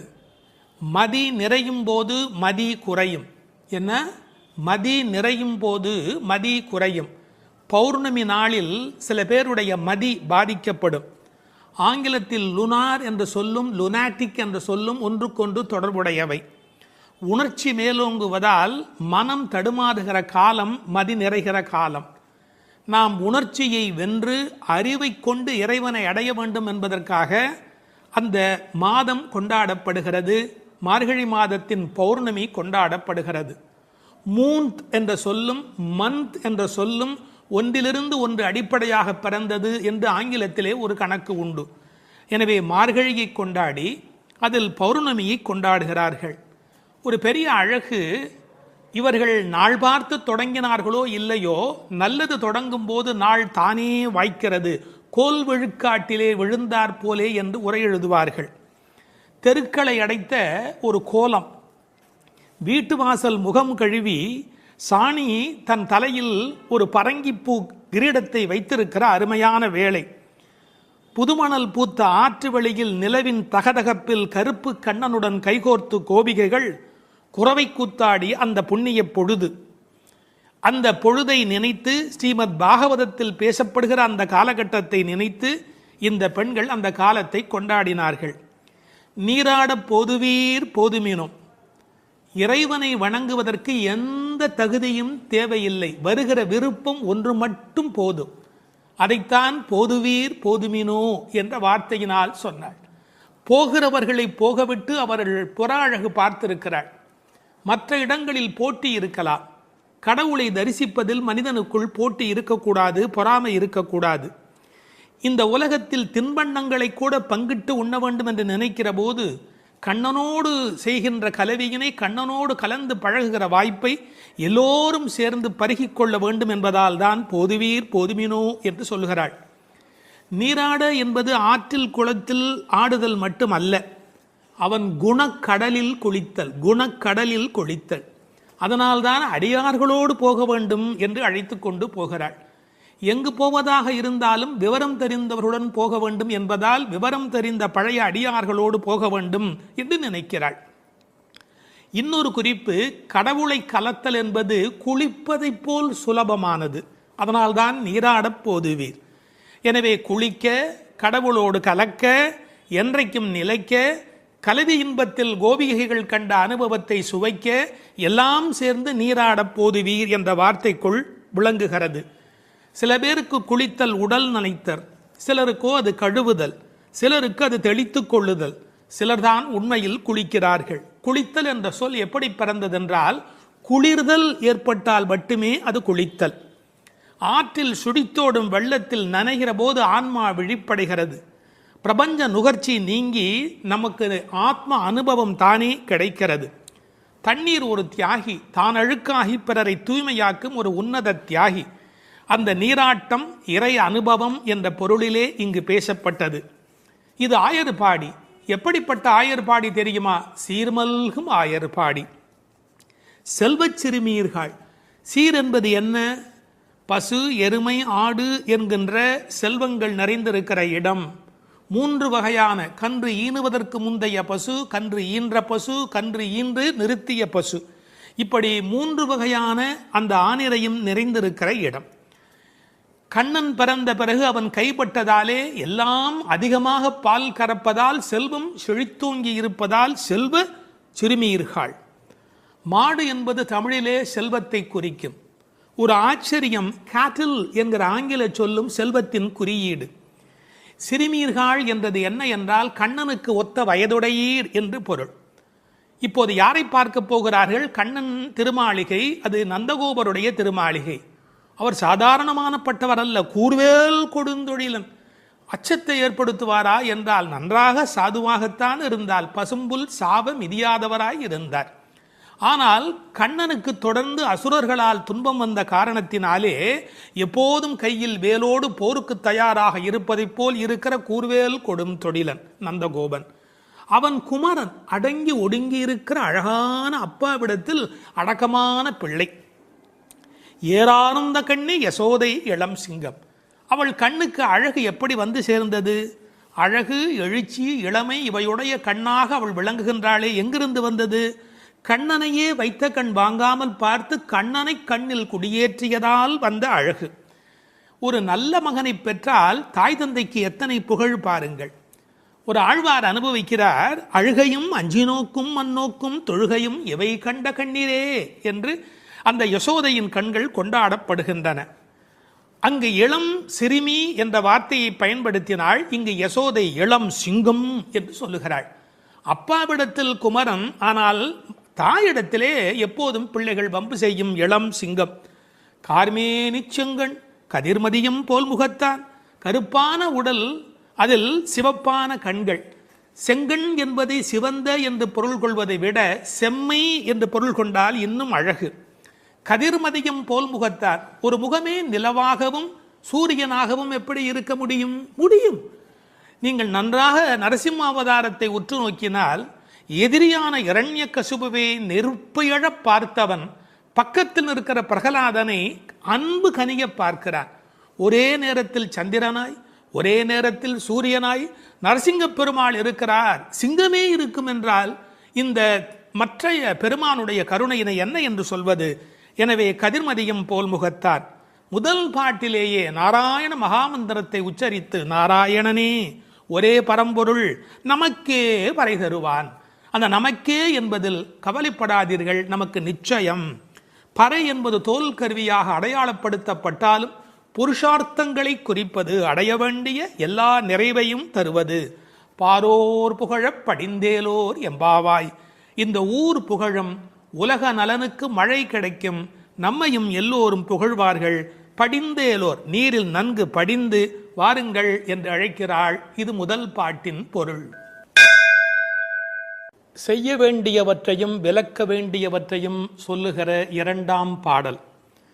வையத்து வாழ்வீர்கள் நாமும் நம் பாவைக்கு செய்யும் கெரிசைகள் கேளீரோ, பார்க்கடலுள் பையத்துயின்ற பரமன் அடிபாடி நெய்யுண்ணோம் பாலுண்ணோம் நாட்காலே நீராடி மையிட்டெழுதோம் மலர் இட்டு நாம் முடியோம் செய்யாதன செய்யோம் தீக்குறளைச் சென்றோதோம் ஐயமும் பிச்சையும் ஆம்தனையும் கைகாட்டி உய்யுமாறு எண்ணி உகந்தேலோர் எம்பாவாய். பாடலின் பொருள்: இந்த உலகத்தில் வாழும் பேறு பெற்றவர்களே, நாம் நமது இந்த பாவை நோன்புக்கென கைக்கொள்ளும் முறைகளை கேட்டுக்கொள்ளுங்கள். திருப்பார்க்கடலில் யோக நித்திரை புரிகின்ற எம்பெருமானின் திருவடிகளை புகழ்ந்து பாடுவோம். நெய், பால் என்று நாவிற்கு ருசியான பண்டங்களை தேடி நாம் ஓடமாட்டோம், உண்ணமாட்டோம். விடியற்காலையில் நீராடுவோம். உடலை அலங்குபடுத்திக் கொள்ளுகிற கண்ணுக்கு மையிடுதல், கூந்தலுக்கு மலரால் அலங்காரம் செய்து கொள்ளுதல் ஆகிய அழகு செய்யும் செயல்களை ஒதுக்கி வைப்போம். செய்யத்தகாதன என்று விலக்கப்பட்ட செயல்களை ஒருபோதும் செய்ய மாட்டோம். கோள் சொல்லுதலை செய்ய மாட்டோம். முடிந்த அளவுக்கு தான தர்மங்கள் செய்வோம். உய்ந்து போவதற்கான வழியை நினைத்து மகிழ்ச்சியோடு இந்த நோன்பில் நாம் ஈடுபடுவோம் என்பது பாடலின் திரண்ட பொருள். வையத்து வாழ்வீர்கள் நாமும் நம் பாவைக்கு செய்யும் கெரிசைகள் கேளீரோ. வையத்து வாழ்வீர்கள். நான் ஒரு முரண் சொல்லட்டுமா? இந்த உலகத்தில் பல பேர் தனக்குள் மட்டும் வாழ்கிறார்கள். எப்படி? உச்சந்தலையிலிருந்து உள்ளங்காலுக்குள்ளாக அவர்கள் உலகமே முடிந்து விடுகிறது. தான் தான் தான் தான் என்று தன்னை பற்றி மட்டுமே கவலைப்படுகிறார்கள். தன்னில் மட்டுமே வாழ்கிறார்கள். ஆனால் இவர்கள் வையத்து வாழ்வீர்கள். அதாவது ஊரும் உலகும் நன்மை பெற வேண்டும் என்ற நல்லெண்ணத்தோடு வாழ்கிறார்கள். நாம் பிரபஞ்சத்தோடு பின்னப்பட்டிருக்கிறவர்கள் என்கிற எண்ணத்தோடு இந்த வையத்தை பற்றிய கவலை உடையவர்கள். எனவே வையத்தில் வாழ்கிறவர்கள் வையத்து வாழ்வீர்கள். இந்த வையம் என்ற சொல்லின் மூலம் வையத்து வாழ்வாங்கு வாழ்தல் என்ற திருவள்ளுவர் நமக்கு நினைவூட்டப்படுகிறார். இதில் பாவை நோன்புக்குரிய கிரியைகள் இந்த பாடலில் பேசப்படுகின்றன. ஒரு லீடர்ஷிப் குவாலிட்டி என்கிற தலைமை பண்பு, டூஸ் அண்ட் டோன்ட்ஸ் என்ன என்பதை தன்னை பின்பற்றி வருகிறவர்களுக்கு தெளிவாக விளக்கிவிட வேண்டும். இந்த வையம் ஏன் பெருமையுடையது தெரியுமா? வைகுந்தத்திலே இருக்கிற பெருமான் கூட அங்கில்லாத ஒரு ஒளியோடு இந்த பூமிக்கு வந்து மக்களுக்கு அருள் புரிந்து கொண்டு இருக்கிறார். எனவே இந்த வையம் சிறப்புடையது. இந்த வையத்து வாழுகின்ற இளம் பெண்களே, நாம் நம் பாவைக்கு, இந்த பாவை நோன்புக்கு மண்ணிலே ஒரு பாவை பிம்பத்தை பிடித்து அதற்கு இந்த நோன்பு நடத்துவதாலே இதற்கு பாவை நோன்பு என்று பெயர் வந்தது. நாமும் நம் பாவைக்கு இந்த நோன்பிலே நாம் செய்யும் கிரிசைகள் கேளீரோ. ஏன் வையத்தை வாழ்த்துகிறாள்? ஆயர்பாடியிலே வயது போனவர்கள் எல்லாம் கிருஷ்ணனோடு சேர ஒட்டாதபடி அப்போது தடுத்திருந்தார்கள். இப்போது அனுமதி கொடுத்திருப்பதாலே அவர்களை வாழ்த்துகிறாள் என்று எடுத்துக்கொள்ளலாம். என்ன கிரிசைகள், செய்யும் கிரிசைகள்? இது அபிசார ஹோமத்தை போல் பிறரை அழிப்பதற்கான ஒரு முயற்சி அல்ல, வாழச் செய்யும் நோன்பு. இதில் நீங்கள் காது கொடுத்து கேட்பதே இன்பம். இது பெருமானுடைய பெருமையினை நீங்கள் காது கொடுத்து கேட்பதே பெருமை. இந்த பாவை நோன்பை பற்றி தொடங்குகிறவள் அன்றைக்கு கண்ணால் கோபியர்கள் அனுபவித்ததை நாம் காதால் இன்றைக்கு அனுபவித்துக் கொண்டிருப்பதால் வையத்து வாழ்பவர்கள். அதற்கு அடுத்த வரி, காதால் எப்படி அனுபவிக்கிறார்கள்? பையத்துயின்ற பரமன் அடிபாடி நெய்யுண்ணோம். பையத்துயின்ற பரமன். இந்த பைய என்று சொல்லிருக்கிறதே பொதுவாக தமிழிலே எல்லாருக்கும் புரியும் என்று சொல்ல முடியாது. பாண்டி நாட்டு வார்த்தை. தமிழ்நாட்டிலே மதுரைக்கு அப்புறமாக தெற்கு புறத்துக்கு நீங்கள் போனால்தான் பைய என்ற வார்த்தையை கேட்கலாம். யாராவது வந்தால் பைய வாங்க, பைய இருங்க, பைய போலாமே, பைய மெதுவா அப்படின்னு. அவர் எப்படி படுத்திருக்கிறாராம் பாம்புல, பாம்புக்கு நோகுமோ தனக்கு நோகுமோ அப்படின்னு பட்டும் படாமலும் படுத்திருக்கிறாராம். சரியா சொல்றதா இருந்தால் தூங்காமல் தூங்கி கொண்டு இருக்கிறாராம். ஏன்? அது யோக நித்திரை, அரிதுயில் அல்லவா? காரணம், முழுமுதற் பொருளாகிய நாராயணன் உறங்கிவிட்டால் இந்த உலகம் என்னாகும்? கூப்பீடு கேட்கும் இடமாக அந்த பார்க்கடலுள் வந்து அவன் படுத்து கிடக்கிறான். பின்னாலே சொல்ல போகிற பல விஷயங்கள் முக்கியம் என்றாலும் கூட இந்த பாம்பேடில் படுத்திருப்பது என்பது ஒரு தனித்த சிறப்பு. ஆழ்வார்கள் அனுபவித்த ஒரு திருக்கோலம். கிடந்ததோர் கிடக்கை கண்டும் எங்கனம் மறந்து வாழ்கேன். தொண்டரடி பொடியாழ்வார் சொல்கிறார். ஆஹா, இப்படி படுத்திருக்கிற இந்த காட்சி, அரங்கனுடைய காட்சியை நான் எங்கே போய் வேறு இடத்திலே பார்ப்பேன்? தூங்காமல் தூங்கிக் கொண்டிருக்கிறார், உறங்குவான் போல் யோகு செய்த பெருமான். அவன் அடி பாடி, இதுதான் நூலின் பயனே, பரமனுடைய அடியினை பாடி. இதை எப்படி விளக்குகிறாள்? பின்னாலே சொல்லுகிறாள், பொற்றாமரை அடி போற்றும் பொருள் கேளாய் என்று பேசுகிறாள். நீங்கள் என்னென்ன பாடல், யார் யார் எப்படி பாடுகிறார்கள் என்று பார்த்தால், இது பாடுதல் என்பதற்கு உரிய வார்த்தைகள் அவள் பயன்படுத்தி காட்டுகிறாள். உத்தமன் பேர் பாடி, வாயினால் பாடி, கேசவனை பாடவும். நான் பின்னால் வருகிற பாடல் வரிகளையும் சொல்லிக்கொண்டே வருகிறேன், கவனமாக கேளுங்கள். உத்தமன் பேர் பாடி, வாயினால் பாடி, கேசவனை பாடவும், பாடிப்பறை கொண்டு முகில்வண்ணன் பேர் பாட, வனத்துக்கு இனியானை பாடவும், கீர்த்திமை பாடி, பங்கைய கண்ணனை பாடேலோர் எம்பாவாய், மாயனை பாடேலோர் எம்பாவாய், துயில் எழப் பாடுவான் உன் மைத்துனன் பேர் பாட, திருத்தக்க செல்வமும் சேவகமும் யாம் பாடி, கோவிந்தா உன் தன்னை இப்படி எத்தனை இடங்கள்ல இந்த திருப்பாவையில மட்டுமே பாடி என்கிற வார்த்தை வருகிறது.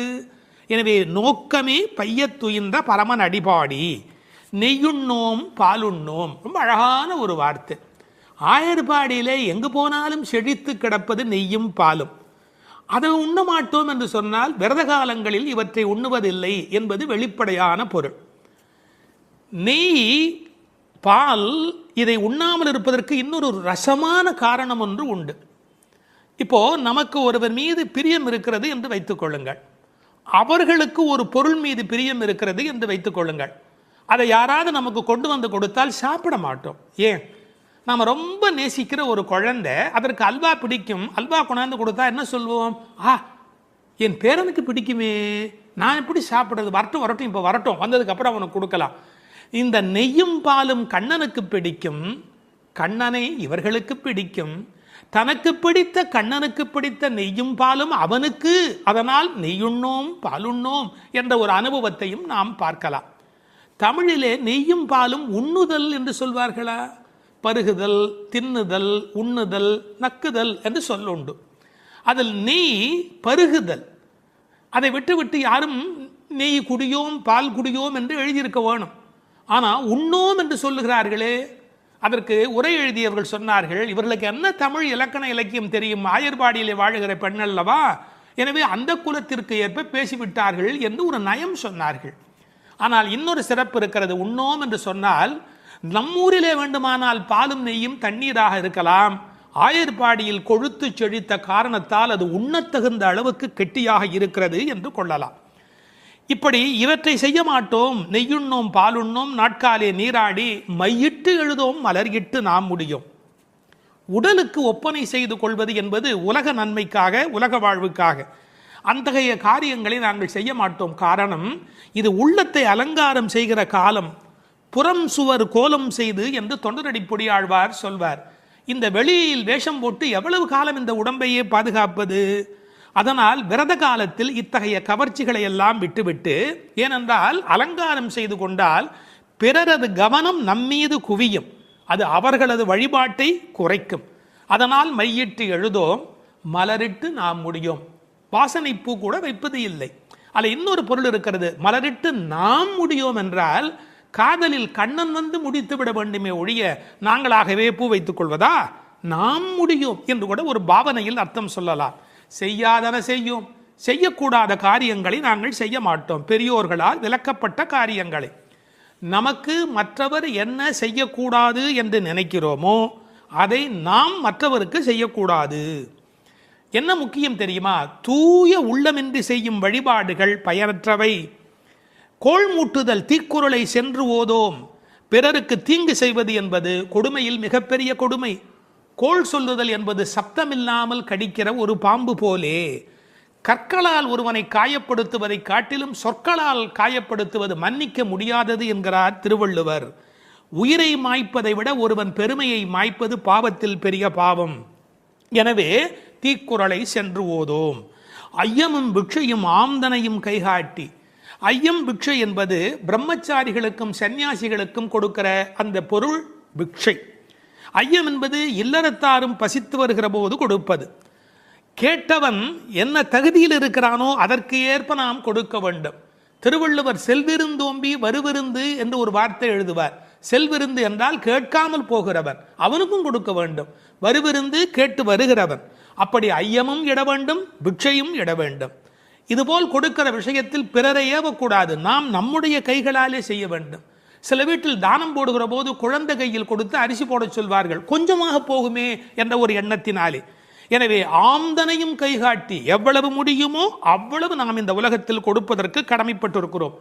இந்த உலகத்தில் கடவுள் செல்வத்தை உருவாக்கினார், மனிதன் வறுமையை உருவாக்கினான். எனவே கட்டாயத்தால் தருவதை தாண்டி கருணையினால் தருவதுதான் நோன்பினுடைய முழு பயனாக அமைய முடியும். ஐயமும் பிக்ஷையும் ஆம்தனையும் கைகாட்டி உய்யுமாறு எண்ணி உகந்தேலோர் எம்பாவாய். இதை உய்யும் ஆறு என்று பிரிப்பார்கள். உய்யுமாறு